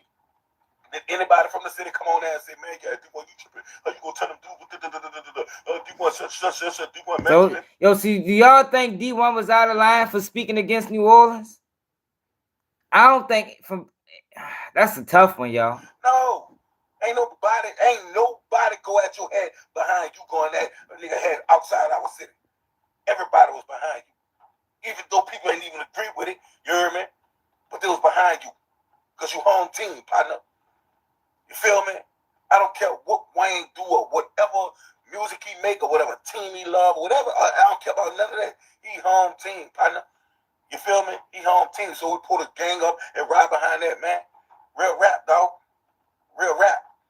You understand? You ain't supposed to do that like that, partner. Come on, D1, bro. Yo, so before I get the D1 response, is he out of line? Was D1 out of line for going against New Orleans? Or should he just stay quiet? You know, because sometimes you do gotta stay quiet, yo. Sometimes, yo, for the betterment of your community, you gotta stay quiet. But I ain't like why he didn't say anything wrong. He said a lot of the same shit I was saying, you know. It like, yo, when you talk Super Bowl, yo, you're not just talking about catalog of music. And they don't give a fuck about what you mean to the city. Super Bowl it's a lot of factors in. You think you should have stayed quiet? That's what I'm saying. If that happened in Baltimore and I had an adverse opinion, I don't know, yo, because I might have. He probably could have been more neutral. I could say that. Even if he didn't stay quiet, he probably could have been more neutral. You know, he could have, you know. Yo, but it's hard, yo. Yo, you say here, Green Bay fan, mayor. You said that. You talking about the mayor? It's hard though, yo, to feel strongly about a certain topic, and then get on the phone or get on the computer and straddle the fence. That's a hard thing to do, y'all. That's a hard thing to do. So this is what D1 had to say about the city basically turning their back on him, man. Niggas talking about he can't come back to the city. And New Orleans a rough place, man. Is this the same thing? New Orleans, I love y'all, but I love God more. Hip hop, I love y'all, but I just love God more. Lil Wayne, of course I love that brother. He probably the best rapper alive. He definitely influenced me as an artist. But you get to a point in your life where you say, are you more loyal to God, your creator, to your city where you from, to your favorite rapper, or to the genre of music that you love? I made my decision, you heard me? And at this point, anyone or anything that is glorifying a message, I'm all about the message. Anyone or anything that's glorifying a message that's in opposition to what's pleasing to God, then I'm not going to be blindly loyal to it. I don't care if it's the city I'm from, if it's somebody I grew up listening to, or what. And it's still all love there. And to tell you the truth, if Kendrick Lamar was to get up on stage and rap a song where he dissing another man and talking about he a pedophile, I don't think that's a good look for the culture either, you heard me? But there's affirmative love and transformative love. Affirmative love is when all you want to do is big up something because of how much you rock with it. But transformative love is when you truly want to see something. You think Wayne should have got the job? So you big up it and show it love when necessary, but you also challenge it to be the best version of itself. New Orleans, we got life-changing potential. That's a special city. But we got to challenge ourselves to be the best version of who we could be. Hip-hop is a transformative genre, but we got to challenge hip-hop to be the best version of what hip-hop can be. So that's just that, man. And I love all parties and all people involved, but I love God the most. New Orleans, all right, so for the people that saying Wayne should have got the job, y'all know Wayne got epilepsy. What do y'all got to say about that? Wayne has epilepsy, y'all. So, man, nigga, no, I don't even be doing all that. You hear me? I don't talk about no nigga, no none of that. But bro, that shit lame. That right there, that shit lame. See what I'm saying? That man don't never say nothing good. It's always some fuck shit. You always worrying about that drama. Who the fuck is you? Nigga, D1 don't need you, nigga. Giddy don't need you. Fucking dude talking about, man, dude out his mind. A rap song. Oh man, what you doing? You the only blog I never seen really blog no real shit, bro. You hear me? It's always some drama and shit. All right, so this a nigga siding with D1. He ain't like the diss song. I played the diss song already, so. All right, no, we already got that. So this is what D1 had to say about all of that. The fuck, he took it down? The fuck nigga must have took this shit down. Hold on.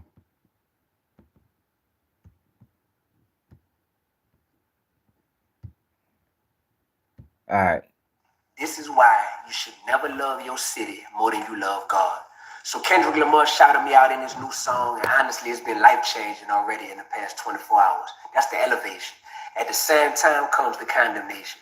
So now they got people, because they mad about my opinion on who should perform at the Super Bowl, so now they making diss tracks. Now he epileptic, fly guy. I'm canceled from the city. They got people saying I better not come back to the city. People I'm cool with making videos mad at what I'm standing on when it's the same thing I've been standing on since y'all met me. People who I just went on their podcast and it was all friendship and love now calling me a clout chaser and mad because we got a difference of opinion about who should perform at the Super Bowl. So the biggest rapper in the world is saluting me for my character. And at the same time, there's people in my city trying to cancel me for my character. The same character that's leading to my elevation, we better not catch you. Leading to my condemnation. Thankfully, I'm just gonna keep being me, keep serving God. That's what got me here. And I'm gonna just be thankful for every part to come along with this journey, no matter what it entails. All right, y'all. So what about the threats? Like niggas niggas in the comments talking about he can't come back to New Orleans. Like New Orleans is a tough city, yo. Like he probably was better off just not saying nothing. To be totally honest, because the sensitive is too not the sensitive. The topic is too sensitive to the city, to the people. So he probably was better off not saying nothing. I think so, y'all. Because man, somebody might really try to hurt you about that shit. You feel me? Like how I was talking about how he is in Baltimore, and if niggas do goofy shit online, that shit can really get you killed in the city. Yo, New Orleans the same way. You feel me? That's what I'm saying. New Orleans is the same way, yo. Like they not with nothing goofy. Like you can't get on the internet and do anything goofy and be from New Orleans. Niggas gonna come down on you, man. It's a lot of cities like that. So he probably should have stayed out of it. I don't think he was wrong. I don't. I think Kendrick was the better decision. I do. And this is a lifelong Lil Wayne fan. Like I'm not even a fan of Kendrick for real. We want to really be totally honest. Like I used to always wonder why people put him at the top 5 in music, and it's like, yo, I ain't never get it. But that Not Like Us shit shook the world, and it wasn't even just that. I fuck with every single diss track he put out on Drake. Y'all know we covered it. He eat the Drake, and I think the ball's in his court. You know, the ball's in his court, y'all. And people saying that they don't even think Wayne would even, allow Kendrick to bring him out. I think that'd be down bad on Wayne if he let his pride get in the way. But I did say, and I still believe that Wayne should be a part of the celebration.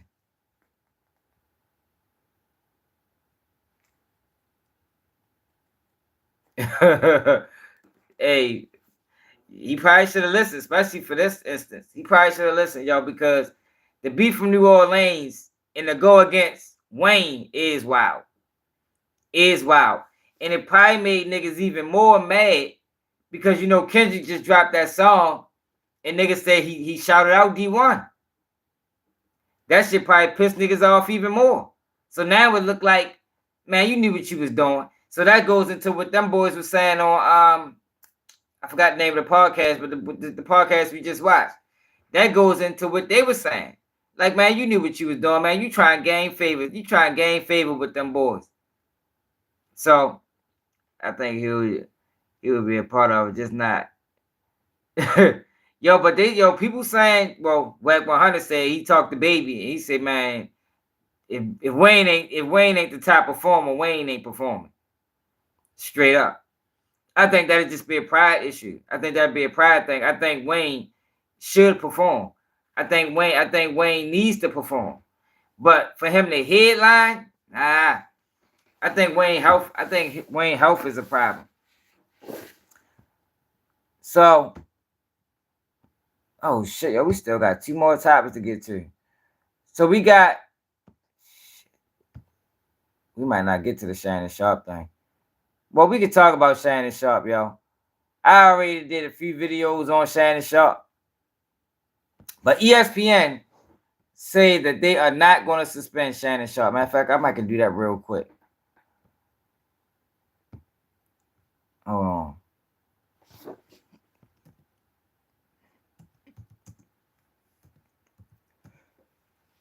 We ain't got to spend a whole lot of time on it. We not got to spend a whole lot of time on it. ESPN makes final call on punishing Shannon Sharpe over accidental sex video. That shit was not an accident. I'm pretty sure Shannon Sharpe read his contract real good before he put that out. It's a shame I probably lost 2 subscribers over being honest. I'm mad Raysky be back, y'all. I'm gonna be upset, y'all, if Raysky don't come back, y'all. And Tay Knox.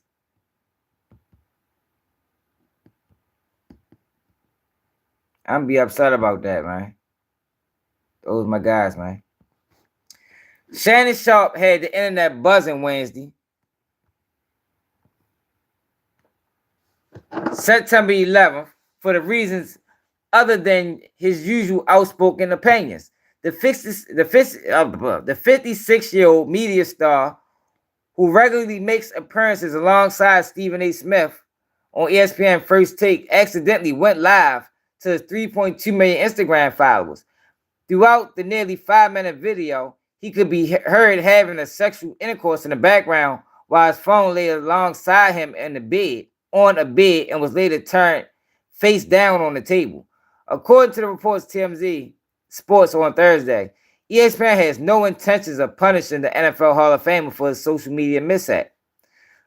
A source at the network tells us Sharpe's absence from Thursday's First Take had nothing to do with what went down on Instagram 24 hours ago, as his usual day offs are Thursday and Friday, TMZ wrote. The sources say Sharpe is expected back on Monday and no punishment whatsoever is coming his way. Yeah, so like I said, I'm sure he read his contract. Shannon Sharpe ain't stupid. Clout chaser, sellout, yeah, but he ain't fucking stupid. Yo, but it's just amazing to me how many people don't even care that he did that. Like, yo, that is crazy. Yo, I'm starting to realize. Well, I've been saying it, yo, but this ignorant shit that's going on is crazy, y'all. But it's like, yo, the people, I think they've been played on so long that they don't even mind. They don't even mind being played on, y'all. That man ran that play. Yo, it was 180 people watching his live, 180,000. It was 180,000 people, y'all, watching his live yesterday, y'all. A live that wasn't scheduled to come on. He don't come on Wednesdays. In the whole live, all he did was talk about a fake event that never happened and sold products. And niggas, it's like niggas don't even care. Like, damn, yo, you don't mind being played on like that? Wow. I hate to see that shit. And it don't even be me, because I be on it. I hate to see other people go out like that. Because it's like, damn, yo, you niggas got bills, niggas living real life. And this man is already rich. It's already rich. Already set for life. And he resorted to running the play to enrich himself even more, taking from people that's more than likely living paycheck to paycheck. I thought that was dirty work. I did. I still think it's dirty work. But it's amazing to me the amount of people. Like, people say, yo, he didn't need, but he don't need clout. I be like, man, shit. Yeah, Fox tried. I ain't like it either. I thought that showed very low character. Very low character. But people like, yo, but I'm saying, no, yo, but he don't need clout. I'm like, man, y'all just don't get it. Man, these people are thirsty. They're like vampires for clout. It don't matter how much money he got, how successful it is. These people that move like that, they want more. It's greed. We are suffering right now in the black community from greed. Like, niggas is greedy. They want everything, and they taking from the poor people to get it. I think that shit fucked up. I do. You getting enough money from YouTube, bro. You getting enough money from YouTube. You getting enough money from ESPN. You getting enough money from you really ran that play to sell products to poor people, or the people living paycheck to paycheck, or the people that just got way less money than you. I thought that was some bullshit, y'all.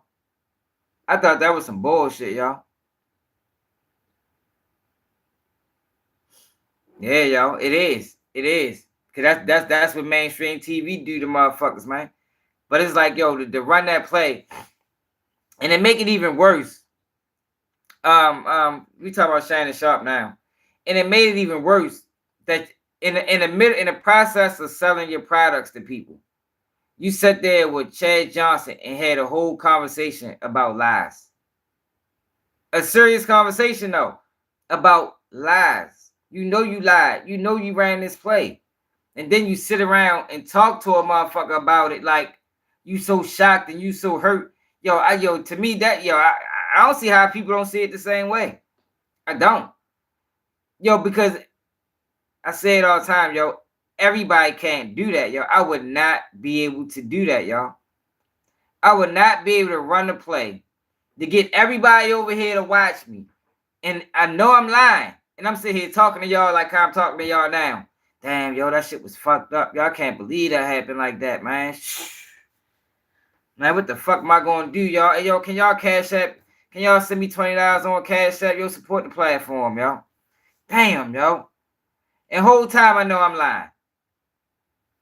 You feel me? Like, yo, for a person to do that, that is a fucked up person to me, y'all.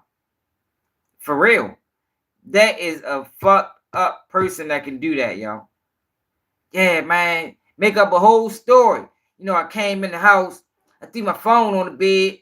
Me and my girl, we getting to it, and just making up a whole story.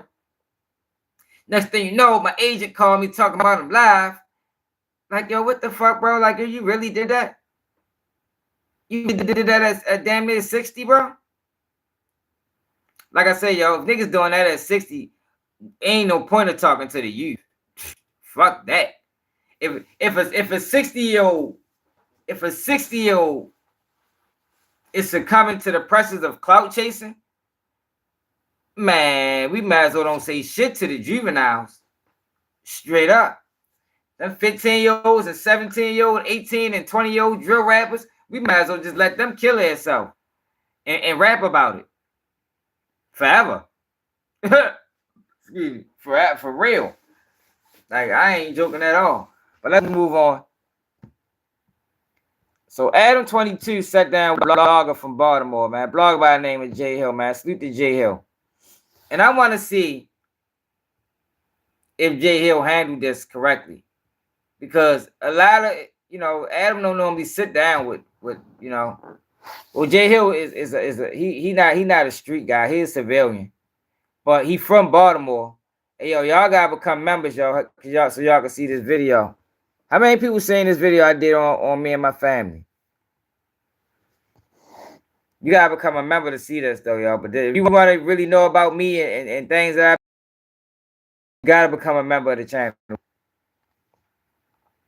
It's a lot of good videos on there. But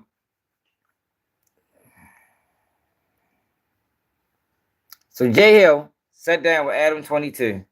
Step up and be a part of your community today. Join our team and receive free training and on-the-job experience. Yo, it seemed like ever since I went in on Shannon Sharpe last night, my motherfucker, the numbers been struggling. It is. Make sure y'all share these videos and tell a friend to subscribe. We still gonna rock. Me and my girl are like, we don't get why everybody else thinks it's a big deal, It's like in the porn world, there's nothing controversial about us when it comes to that. And in the rap world, it's controversial. But that's not the world. That's what I'm saying. That's not the world. It's not just porn and rap, bro. Like, that's not the well, to me, that's the two businesses that I primarily exist in. Can we ever say forget business at all? Or no? Well, we're talking about content. I think that's why we're different. Because you don't do porn, so you don't understand that it's content. I ain't talking about porn. I'm talking about doing on camera people. I'm talking about being a person. That's porn. People having sex on camera? It's pretty much the definition of porn, right? No, I'm not talking about business. Okay, move on. I'm not talking about business. That's what I'm saying. Like, I know. I already talked about this a bunch today. It's kind of boring. What, the porn? Yeah, you just keep bringing it up. I'm over it. My bad. It must have hit a nerve or something. No, there's no nerve. I already talked about it 2 times with 2 other people, and I feel like I've kind of made it clear that I'm kind of over talking about it, and you keep drilling into it. I'm just trying to, pick your brain, I guess. I apologize. I'm just telling you, move on. Okay.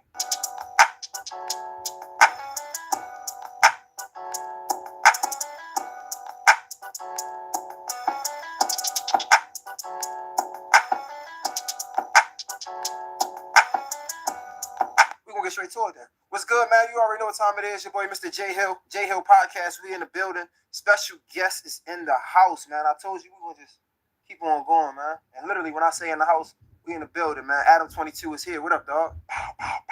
Hey, man, don't come here with the guns, man. My bad. We heard some gunshots outside. You ain't hear no gunshots. I don't know, man. Security said he heard gunshots. He's an expert in this field. Man, not out this. I don't know. He definitely, when he said gunshots, I'm like, you ain't hear no gunshots. Like, I know that's the last thing I'm worried about. Is gunshots or fireworks. That's the meme. Definitely fireworks. Like, we bought a baseball stadium. So, if you bought a baseball stadium, you bought a white people. We bought the good. This is a white area? I feel a little more at home when you say that. Okay.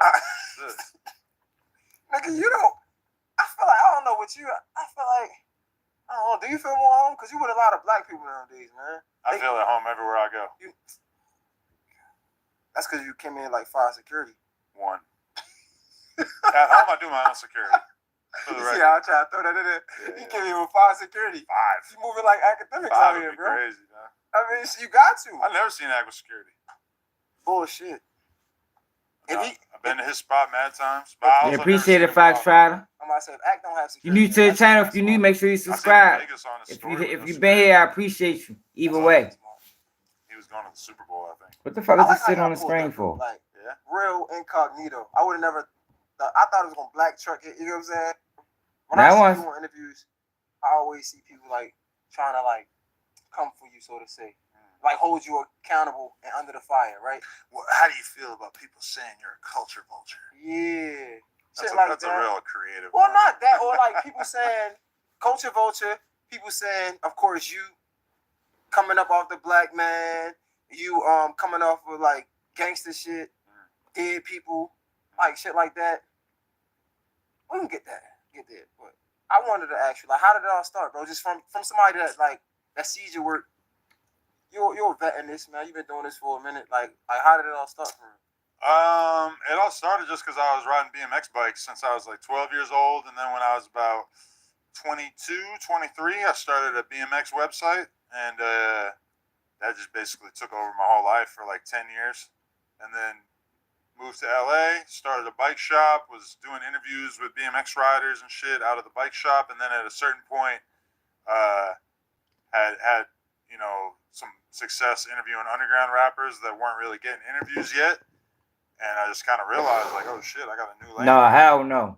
No, you had to explain that better. What you mean at some point? I hope he made him explain that better. Because I'd have been like, yo, can you elaborate on that? Like, what you mean at some point? You detailed everything else, but then when you got to the end, when you got the hip hop, it was just at some point. Shit, I got a new lane right here. I can just interview all these motherfuckers and just kind of use that as a entry point into the scene. Because like, I was always just a big hip hop fan, but I never really thought that I was gonna have like a role in it or he do wasn't anything creative in it. He lied. Still to this day, there's a lot of stuff that I'm real into, but I never thought about producing content. About how I play poker. I don't really make poker content. But the hip hop thing, all of a sudden, I just kind of found my entry point with all these grimy ass little underground SoundCloud kids. Well, even then, it wasn't. They'll call them grimy ass little underground SoundCloud kids. Like, yo, what the fuck, yo? With a black man that said that?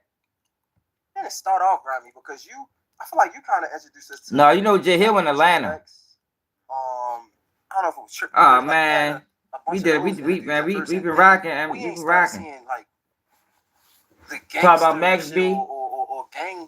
Yeah. We talked about Wack 100. Like in the pandemic, we kind of started to, because SoundCloud really by like even 2018, 2019, shit was kind of dying off, so I kind of had to Super Bowl halftime. Start like going out of my way to like go down more rabbit holes in terms of like, all right, let's really take a look at Memphis. Let's really take a look at Atlanta. Let's really figure out what's going on in Chicago, and let's really try to like stay on top of all the shit that's coming out of there, because it's like even in Chicago alone, it's like a couple times a year or many times a year there's like the new hot rapper really like over and over, and we try to just kind of be at the forefront of having conversations with all the new talent coming out and shit like that. You think that's one thing that a lot of I guess I'ma still call them journalists. Nah, no. You try and get to them why they gonna tell you every motherfucking thing? Because if they get money and they get to a point of success, they ain't got go up that bitch and you bleed them dry, nigga. See what I'm saying? Like, yo, I wouldn't allow him to just give me these washed up ass replies. Nigga, that ain't what it is. You ain't trying to discover no new talent, nigga. You trying to get to them while they young and thirsty and get them to tell on their motherfucking self. Because once they get money, man, Wack 100 try and call him a rat. You know I ain't standing for that. When it comes to doing interviews and doing content or podcasts. That's what's going on with Max B. I feel like you got to find your niche, and like sometimes your niche changes. Because like if I had just stayed committed to just SoundCloud type rappers, you know. Yeah, J Cloud got Hill got a good setup, man. I don't know why his numbers ain't doing right. Like this video only got like 400 views. It's crazy because how anything with ADAM22 only got 400 views.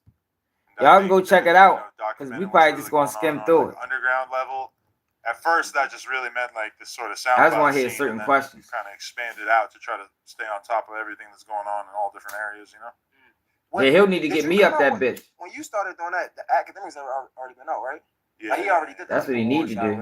Yeah, shit like that. Yeah. So was a lot of that inspired by Act? Want to go viral? Well, we didn't really get into like doing anything like super deep into the Chicago scene until really like I think Remo is what kind of pushed it over the edge in terms of him just being such a huge fan of that. And when I brought him onto the team, he started like very much going out of his way to line up a lot more like deep Chicago. But I tell y'all, I told y'all that was Remo work. Remo is a Chicago super fan. He like a narc.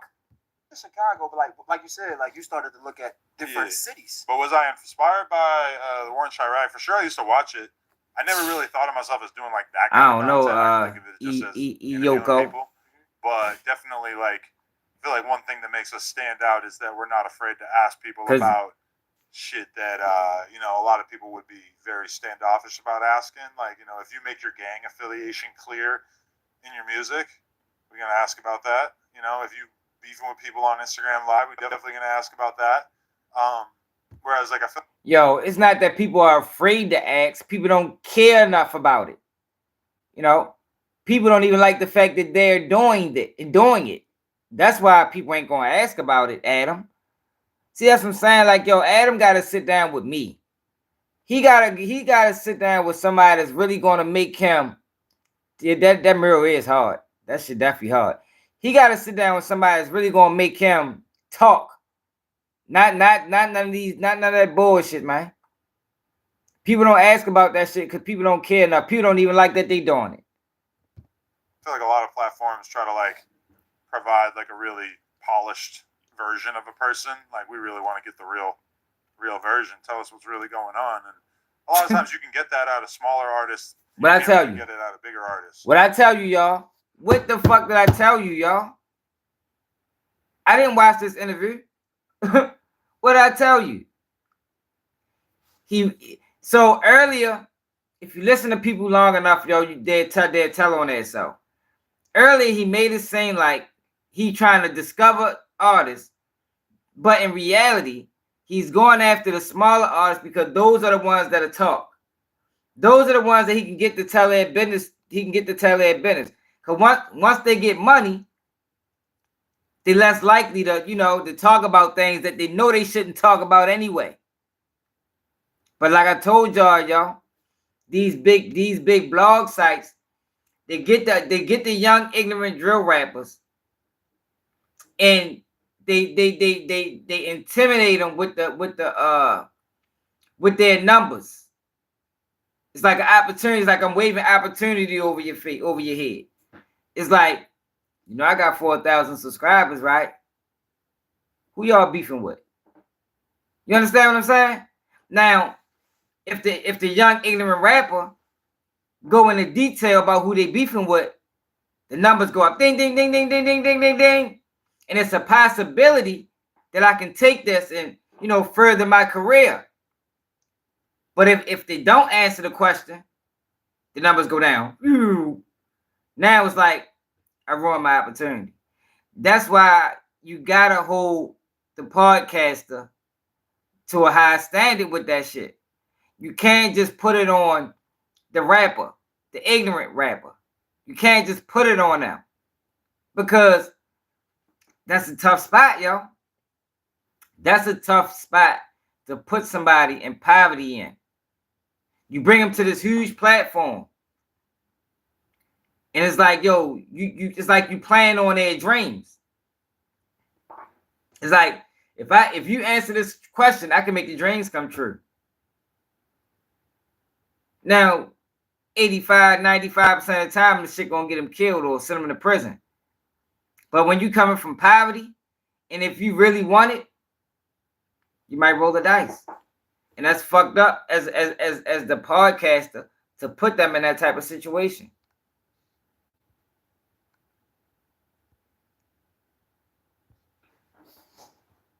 Oh, damn. My bad. I know it's like 3 cameras, so every time you flick it back and forth, it goes to a different camera. So, but really, it's like about doing whatever people are comfortable with. You know, I can interview a mainstream rapper who's got some crazy street history, and if they don't want to talk about, you know, what they got jammed up doing when they were 18, then, you know, we could definitely skip it and talk about other shit. But in terms of like what our specialty is, I think it's definitely just providing that super real version of who somebody is. Yeah. Nah. How was you able to escape? It's capitalizing off the ignorance of black youth. He just said it. In but so many words, he just said it. The same thing I've been telling people over here for how many months now? His specialty is capitalizing off the ignorance of black young men. Not getting caught up in the streets. Because, like, for example, I'm glad he finally admitted it. Niggas probably think I just be talking. Things like outside, right? But, like, I feel like y'all talk about similar things. Not exactly the same, but similar things. And it could be easy for, like, some gangster to want to run up on you, right? But you never got caught up in none of that. Like, how was you able to, like, escape that or stay away from that? I think most important thing is just that as much as I'm having controversial conversations with people, it's like very rarely does anybody leave upset. R.I.P. to Nipsey Hussle, when I do an interview with somebody that's like, shit, especially if they're like a smaller artist or an underground artist or whatever, it feels like it's the best day of their life. And I don't really usually say things during the interview that's going to necessarily piss off their ops or whatever. When I think about LA, it's like there's a million different neighborhoods, a million different cliques. Yo, I told y'all, man. I do my best. How long have I been telling y'all that? This man knows exactly what he's doing. He know he culture vulturing. He knows that he is using the ignorance against them. He does it anyway, y'all. This nigga is a fucking cancer. To just stay on good terms with everybody and work with whatever artists the ignorant ones. Areas, and you know, you also just got to move accordingly. Yeah, he bragging. Moving around like everything's all good. People would love to get a piece of content out of whooping your ass, so you got to just be smart about it. And also, I mean, you get your ass whooped, it is what it is. Keep on moving. But you never, like, was worried about that? Like, so for example, it was just, I think I just seen academics talking about it. Like, that's fucked up, yo, because Jay Hill probably paid him a lot of money for his interview, and this shit ain't even do nothing. And it's probably a good interview. Jay Hill know what he doing. Need to bring me up there, though. We need to do. I seen Ray Daniels and my guy Ferrari Simmons on the radio station. He could have gave me half of this, and we could have did more numbers than street shit in Atlanta because, like, niggas be outside. Yeah. And I think Ack made a really good point. Basically, like, man, well, how the hell you gonna grow, right? Yeah. Like, I grew my platform as big as it is because I wasn't afraid to talk about this shit. Right. And I look at somebody like you, like, similar. You, shit, everybody that they talk shit about, the Vlads, the shit, even somebody like a DJ Smalls, they talk shit about their questioning, but it's like these guys are, you see the growth in that platform. Yeah, I was just talking about that with Baby J and the whole Big Facts pod and shit, but they, you know, they have to constantly make that decision. Like, you know, I mean, he's an easy example, but it's like an Atlanta legend. Let's do it. Like, Young Thug. Yeah. I'm cool with Thug. I got a good relationship with Thug as far as I know. I've been around him a bunch of times. He's always shown me love, shouted me out on different interviews and shit like that. But if I really want to be a great content creator, if Thug drops a horrible album, like, it's good to be hypothetical with him because he's been gone for so long. If I can't come on the podcast and say how I really feel about that album, then what the fuck am I? Like, what am I doing? You know, and like, yeah, I want to maintain my relationship with him and everything like that. But hit that like button, subscribe to the channel. If you're new, share the live. We rolling. If it's a good take, if it's well thought out, if you actually really like manage to, you know, say something real, and say it in a way that doesn't attempt to be super disrespectful, but You really want, puts it out there, then that could be, you know, donate to the platform, Cash App Baltimore Swag. In a way that won't support necessarily realism. be seen as disrespectful, but I'm bringing it back. I'll give you an example. Is that like I do podcasts with Wack 100 and Brick, and they both don't really get along with YG. I interviewed YG a few years back, hadn't seen him for a while. I thought they didn't get along with each other either. Him to shake his hand. His response was, "Nah, y'all talk shit about me every day." I create content because I love to talk, but some platforms out there are all just talk. But now Riverside.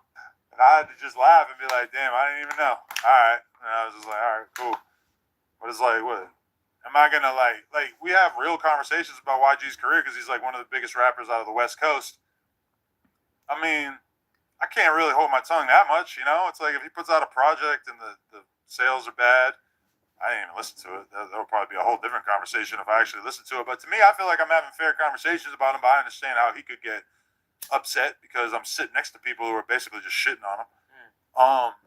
You know, that's a risk you got to take. Like, ultimately, I would like for YG to have enough respect for my platform to be able to understand that I'm out here having conversations about him and that he should really be thankful because every other rapper from his age range in LA, people who came out in 2009, 2010, where are they at? They're all gone. Yo, he said he should be fucking thankful. Yo, like, this nigga, this man has the fucking head of a fucking watermelon.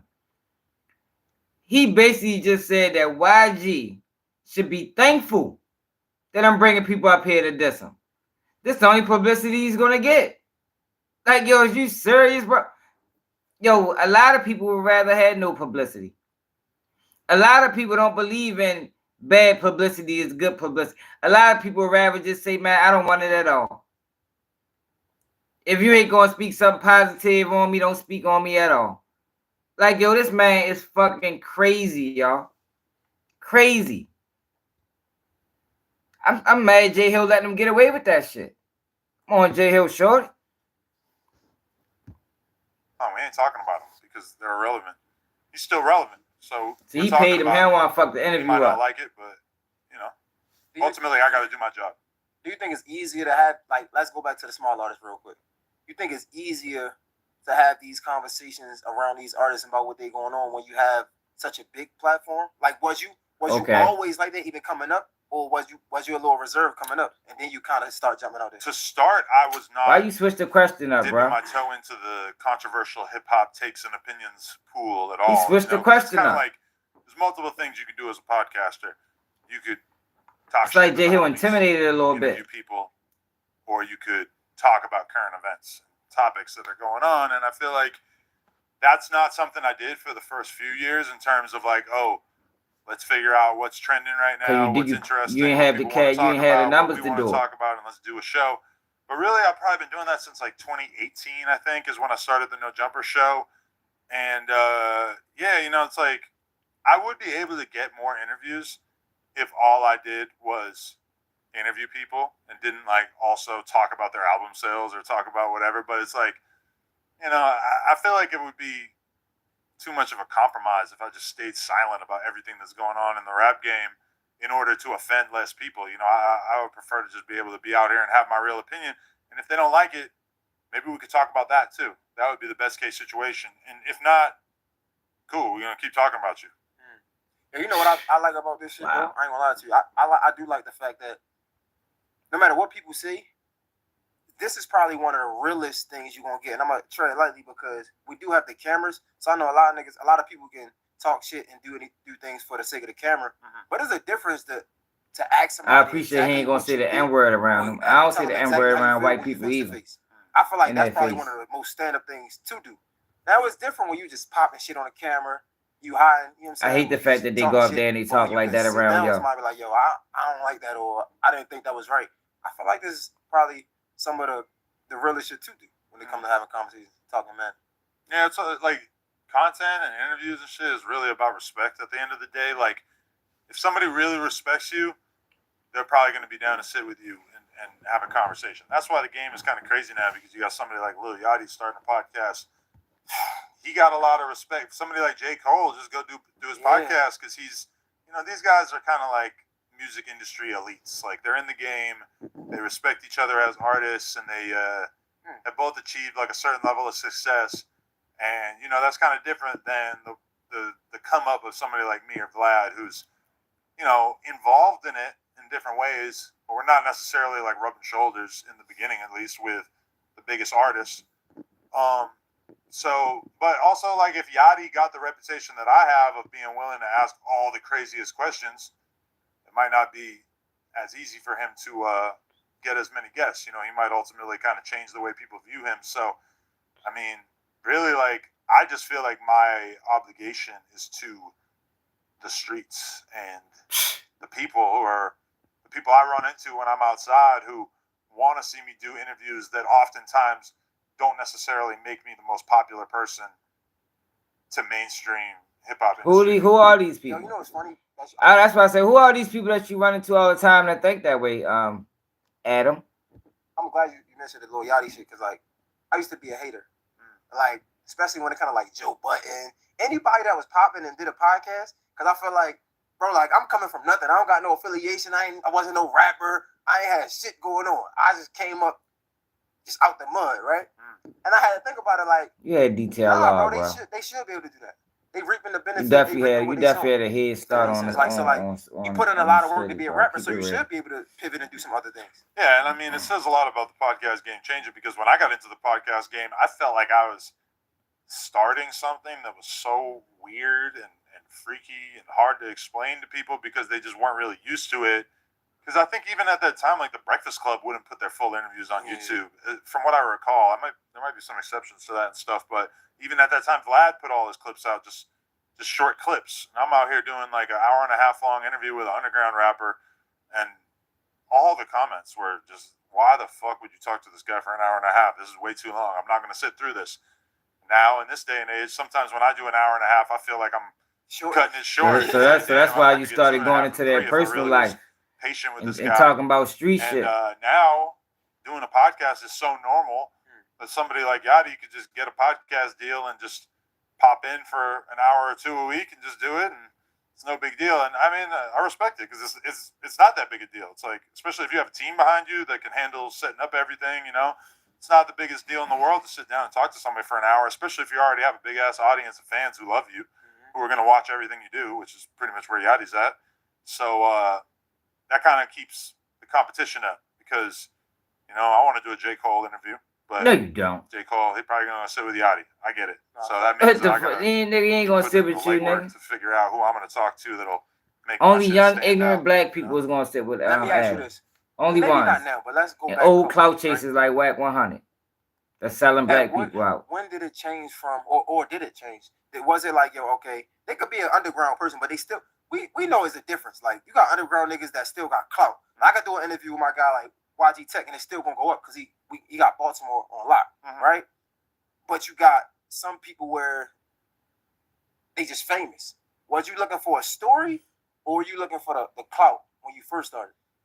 When I first started, I was really digging in the crates. Like, I was just interviewing like anyone. You could be a random DJ, a random person who worked at a label, a random manager. Like, I was just going with whatever I could get at the time, because I felt like, oh, well, if I interview this person who, has a clothing line and they want to interview so they could talk about their clothing line, and their clothing line is kind of dope, but yeah, I know it's not going to do that many views, but maybe I'm going to do this interview, and then that person's going to fuck with me, and then I'm going to be able to lean on them to be like, hey, that rapper that you fuck with, like, get them to do an interview with me. Yep. I was doing a lot of bullshit like that at the time, and I was doing a lot of like, that shit worked though.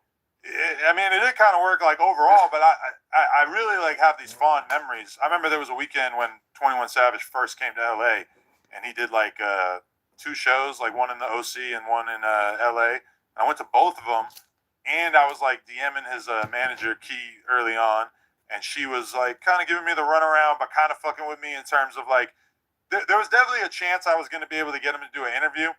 And I went to both of those shows. I know mythical. And I tried to get a conversation with him, and it didn't really work out. And I never got the interview. I don't like nothing about it. I look at that, and I'm like, bro, that's badass. I just want Jay Hill to handle it. Jay Hill not doing it. To just go. And granted, I was having a good time probably. He's not pressing him. Some girl bringing her around, doing whatever. whatever I was But I gonna get do. it. He probably paid him. He don't want to fuck the putting in interview those up. hours So of I like really understand. just trying to make something happen because it didn't happen. I wouldn't but give a fuck. It totally could have happened. Like I got a Young Thug interview. 99 times out of 100, I probably wouldn't have got that Young Thug interview, but I put my neck on the line and just went out there and managed to get Juice WRLD to introduce me to him and got one of the best pieces of content I ever got. And you know, that shit is not something I take for granted. Like I almost kind of miss that because I probably wouldn't really have the time or like pulling up on like to just really backstage type shit. Even this week, I look at it like that. Like I went to the fucking Drewski show for 6 hours, hanging out with everybody and just shaking hands and meeting people. Just I don't know if I met anybody that I'm going to interview, but at least I like got a little bit of connections to people that will help me get a little bit closer to making some dope shit in the future. I feel like, you want to think about that. Like when you first started, I feel like it wasn't like a lot of podcasters to look at. Yeah. I don't want to hear about podcasts. The camera setup, the studio that we rented was just audio. We didn't have camera set up. So also like, I don't know, a lot of times you'll put somebody on and then they won't live up to it or they'll be kind of a dick to you or whatever. Honestly, I didn't pay enough attention to that situation to really like know who was at fault. It just ended up kind of looking bad for Yachty because it happened at the same exact time as the Caribou thing. So there's like a lot of people were saying like, oh, pulling a Yachty is like doing something for somebody and then reminding them afterwards and kind of rubbing their face in it, which I think that's probably unfair, but he kind of got smeared with that as a result of those two situations happening at the same time. Okay, so I'm not as familiar, but shit, we here now. You had a similar situation though. Yeah, we had like a bunch of different hosts on No Jumper that I built up over a period of time and kind of like was slowly like falling out with a few of them, and then a bunch of people left at the same time, and then did they leave or did you fire them? Keep it real. 90% of them they just left. There was like one person I fired, but now he's back.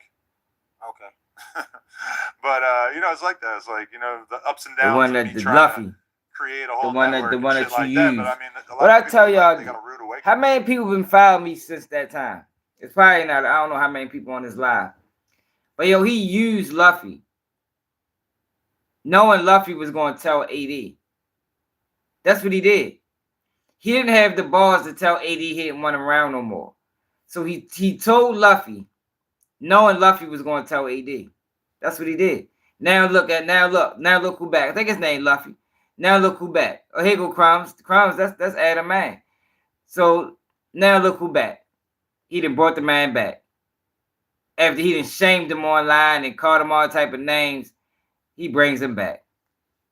Dirty motherfucker, man. Hey, Crumbs, what's up with you, man? Tell Adam and him need to have a conversation. Ain't that your man? Tell him bring me on No Jumper so we can talk. Oh, Lush. All right, my bad.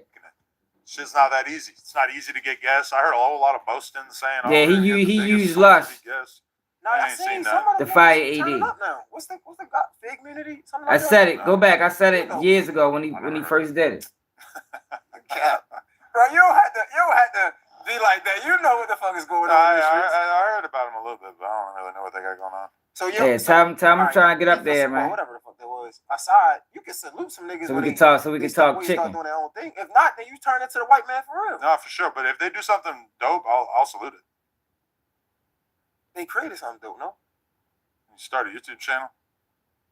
You said it's hard as fuck to do that. It's hard to make great content. Salute the young men. Man, he don't get them boys no credit. I'm 100%. I'll be the one doing it when they do something dope. Real solutions. Yeah, he don't get them boys no credit. Who understand the real world? We needed jobs and homes. Okay. What the fuck is going on? Pretty sure that's Remo and everybody. Why wouldn't you just go upstairs and get him? Come on, man. We gotta be smarter than that. But it's cool. You my guy. Y'all can get him. Okay. Yo, so when did you want to start like hiring people anyway to like put on to do all the shows and shit? So the narrative that I've like fired a lot of people is like, you put some kid down and we're gonna do a pop, singularly obsessed with it, but he probably could have Crimes from dead serious, man. Tell Adam we need to talk, man. And that's why I think like we can do it. Really see a lot of we can do it over we can do it over stream, y'all. It's like I ain't gotta go to your 30s that you start to be more capable, because when it comes to being a good podcaster, people really want to see you. You gotta let them know it's gonna be an interview like you never done before. Culture, 100%. And so that's kind of a tall order. You know? I feel like you don't have to do that as an interviewer though, because exactly. That's why I think interviewing is easier than talking with your homies. For real? Yeah, because like what the hardest game to play is you talking with your homies and putting out content every week. Because it's like, you know who does a ton of views? Drink Champs. But they always are talking to a guest. Flagrant, always talking to a guest. Vlad, always talking to a guest. They're not always talking with a guest. You're right. You're right. But the vast majority of their big episodes are, no, that's Brilliant Idiots. Oh, okay. Flagrant is Andrew Schultz's podcast. But like, he does incredible numbers. But it's mostly him talking to gigantic guests. Yeah, you're right. I'm thinking of what Joe Budden does, to me, is like playing the game on the hardest origin story. I don't really like name them off because you're not going to know who they are. It's like people that didn't really, you know, they might have had a few videos, hit 1 million views, and it was enough for me early on to get a couple 100,000 views. Yeah, posters don't deserve nothing, but man. it's not. That nigga over that bitch. So it's like, I'm not going to sit here. That nigga was over that. You know, that nigga be having fake views, right? That boy views fake as a motherfucker. I stepped over there one day. This nigga had 1,000. He had 1,000 people watching the whole live. Never moved off 1,000. I'm like, this nigga posted crazy. He taking shortcuts too. Everybody want to take shortcuts, man. But we gonna do it the organic way. You know that boy got like 30,000 fake subscribers. War stories about me being in the trenches. That nigga got less subscribers than me. Underground rap shows, fucking. Crumbs. Hanging out with all these and you know, when I left posted, only had 100 subscribers. I didn't pass that nigga. That's why he been jealous the whole time. They're basically nobody's now. So you gotta kind of always like know your audience as well. But shit, I'm supposed to do an interview with Lil Tracy. Me and Lil Tracy probably gonna end up telling a bunch of crazy ass war stories. I had like 99 subscribers or 70 something subscribers when I left Clubhouse. Bro. Some of that shit can hit because like out your way they got the white belly. What is it? Soft white underbelly. Yeah. Which is crazy. To a bunch of homeless people. Because when I was downtown, my first bike shop, people used to always say that, like, yo, y'all should interview a bum. Interview a fucking junkie because I think that pissed him off. I think that's like really where it got, because it was like a bunch of dudes and me. And he wasn't really feeling that. And then, but the primary sin that really pissed him off was somebody on my news team posted about some of his old domestic violence shit. Because like, I don't even know which story it was, honestly, but like one of the girls that he's had shit with in the past, they came out saying some shit and he was mad that we posted it because he's saying that's old shit. Like, why are y'all posting about shit where there's nothing new being added to this? It's not news. It's just somebody from my past that I feel he felt like they were lying or they were misrepresenting the truth. And so he's saying like, you know, why did y'all post that? And I remember the day because I remember texting him and I was boarding a flight and I'm loading my luggage up. What the fuck is he talking about? Pissed off mood. And I remember I was like a little rude to him about taking the post down or something. And I think that pissed him off. I think that's like really where it got started. So where y'all at with it now? On my rap song I put out, I told him that if I had seen him in the strip club that I would have smacked the shit out of him. I think he responded, but I didn't see it. Well, are you serious though? Nah, I'm not like a fighter. I always got, you know, security with me out of town and shit like that. So nah, I have no desire to punch Joe. I think he might have responded though. That's not Joe Buttons. It was like an Instagram. Somebody put it on their Instagram story and said like, haha, Joe talking shit. But I haven't. I assumed somebody was gonna post it in the Reddit, but it might be like a Patreon. Yeah, he definitely paid for it. I don't know. What went down, I can't really 100% blame him. So I got to accept responsibility. After I'm like, yo, D1, just letting you know, I had Lecrae on here. We talked about you because that's my homie. That's somebody I call a friend. That's integrity. Now, depending on how they look at it, I don't know, but that's what I look at. Did you put it out? Yeah, but I at least hit him first. Like, yo, just want to let you know. What if he didn't want you to put it out? We had to talk about it, but at least I did my part and let you know, like, yo, or how do you like this? Right now, if you don't like it, we might have to talk some more. I don't know. He took a major loss on this interview. Usually it'd be cool. If y'all want to check it out, man, because we just gonna skim through it. End up just having a hard time like wrapping their head around the whole Y'all can situation. check the whole interview out on J Hill podcast. Page. Mr. J Hill. I have a bunch of people working on it whose job is to fact check shit. And you know, granted, our news team was a little less evolved at that point, but you know, it's like a lot of times they'll post about somebody that I have a cool relationship with, and that person will hit me up and be like, "What the fuck? Like, I don't want that up." And I gotta be like, yeah, well, I mean, it's news. It's like it's not about if you want it up. It's about the fact that it's newsworthy. You have no integrity. How was you able to navigate through that? Do you just not pull nothing? Because I'm pretty sure you had rappers or artists like, yo, can we take that part out? It's like, bro, what? It is weird because it's like, if it's newsworthy and it's not hurting anybody. Now, I can understand, like, you know, there's shit. I just thought of a rapper. I do not always show the integrity that I might sometimes feel like, you know, it's just never that simple. Like, there's a rapper. Yeah, he throwing them softball questions. Get into porn. Shit. Like, bro, and you get mad shit for this, but I feel like this is like something that you just been doing. Like, what the fuck? Like, yeah, I got into it like when I met my girl. You know, we just kind of slowly got into it together, just being freaky, just getting it in. You know, horny motherfuckers. Yeah, exactly. But how do you feel about like people like I've seen you did the conversation before? Is it on Raw Dope Podcast? The other guy that covered Trap Over Ross. Yeah, bro, you must got like. Were you talking about like what is it called? Hard skin? Like, elephant skin. You ever touch an elephant? Nah, I haven't. Feels fucking crazy. Bro, it's crazy because like you got niggas saying, yo, let me fuck your wife. Bro, that's crazy, bro. Like you allowing a nigga to fuck your wife. But you gotta understand that's just when you're in porn, the whole idea is to create a fantasy for people. No, but your peer saying, all right, then let me sit next to you, be like, he's a fan. He's horny. Bullshit. What am I supposed to tell him? We're out here making content Where Black Boy to arouse people. And I can't, I don't know what it's that different for me because I'm in this world too. But it's like you can't blame people for having this kind of interest in people when everything you do is meant to create excitement around the sexual content. Like Ack hit me up saying that he was not going to report on it when she did the scene with another dude. And I told him, like, black guys. I'm like, hell no, you got to report on it. Like, you got to. And he outdid himself. He did it. He did it because he wanted you to report on it. That's the whole point. I didn't really see it, but I heard he wanted the world to report on it. So get him more money. You know, I invite that shit. The whole point is to get media attention, and that's what a lot of people don't understand. Like YG not shaking my hand is that. Oh yeah. Jay Hill from Baltimore, bro. You know, as soon as that shit, like let's say you fast forward a year or two and nobody gives a fuck. Jay Hill been around for a long time. He's gonna be sitting there thinking he was on Detail already. I wish the motherfuckers will report on me. Because there's a lot of people out there. Shout out Bandman Kevo. From talking to him, I realized how much value there is in paying people to talk about you. Bandman Kevo is on the totally opposite side of this shit, where YG is famous for he's like from a very Baltimore. obvious He was on Detail Radio. Bandman Kevo, what the fuck is he famous for? I don't even know. Just selling choruses, fooling people into saying he had a BBL, talking about crazy shit, you know. It's like. So he didn't actually have surgery?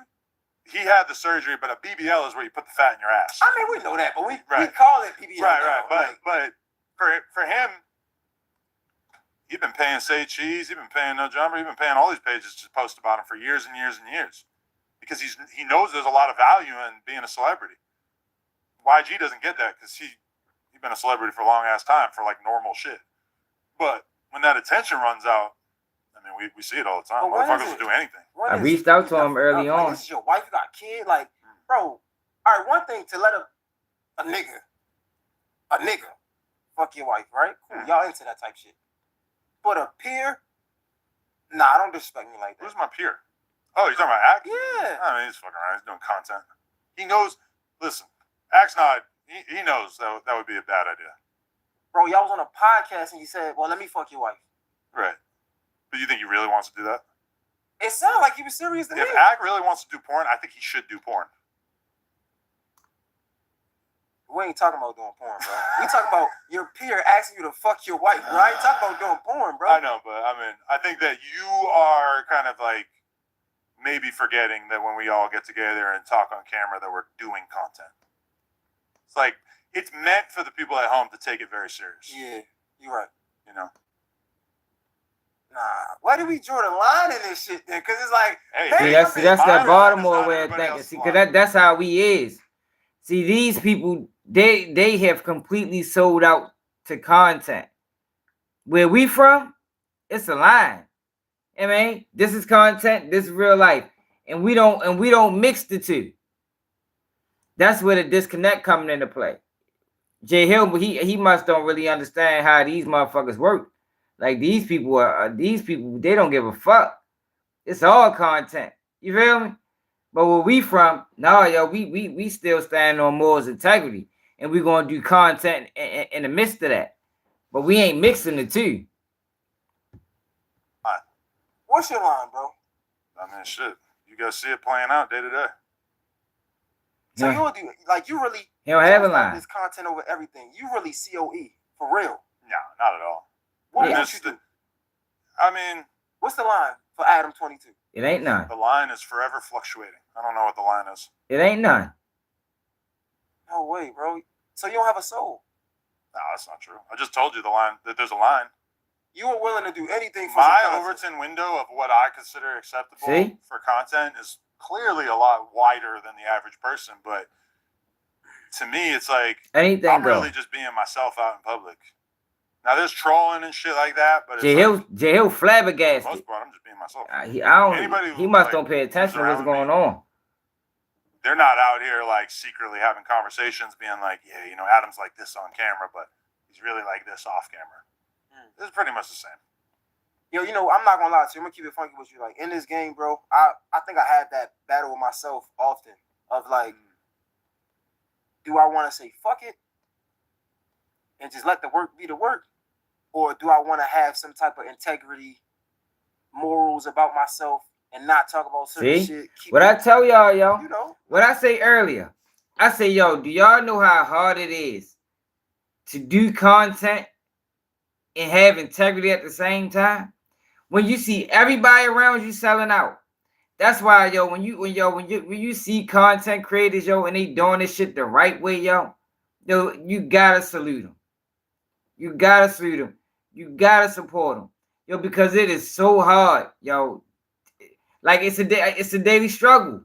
Every content creator struggles with this shit, yo, between my morals and principles and content. Because you know, if you break your morals and principles, straight to the top. But I can't do it. J Hill's struggling with it. He probably can't do it either. Cause that's just where we from. That's how we was raised, yo. We're like, man, fuck all of that. I'm gonna get there eventually. All I gotta do is keep putting in the work. But you see people as big as Shannon Sharpe cutting corners. Like, damn, it's mind-boggling, yo. When you in this space and you seeing this shit, you be like, yo, damn, yo, like these niggas is crazy. It's crazy, yo, like it really is. And I just was talking about this earlier today, and now J Hill is talking about it right now. And that's what it is, though, yo. That's why, yo, you gotta support the people, yo, that's doing this shit the right way, yo. That's not selling out. That's putting out clean content. They ain't lying on motherfuckers for views. They ain't running plays for views. They ain't doing none of that. They just putting out clean content, and the people gonna gravitate to it.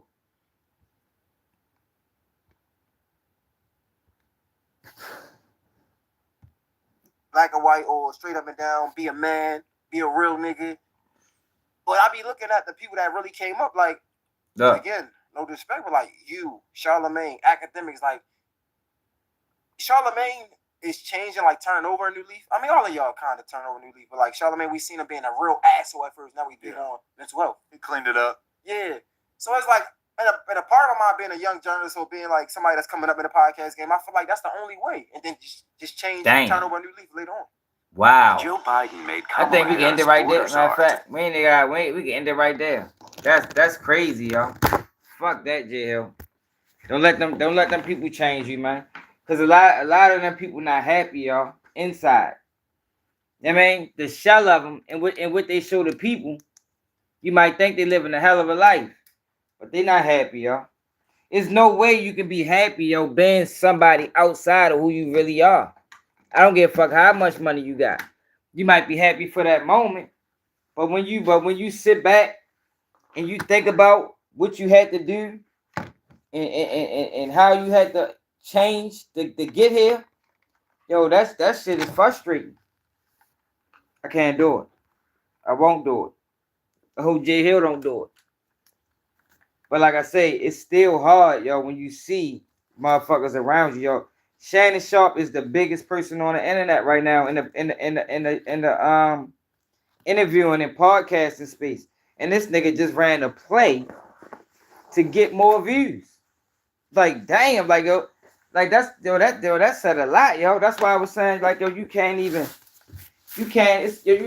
hardly even say anything about the young boys. When you got a man that's already successful, more than likely probably already got more money. He should already have more money than he can possibly spend.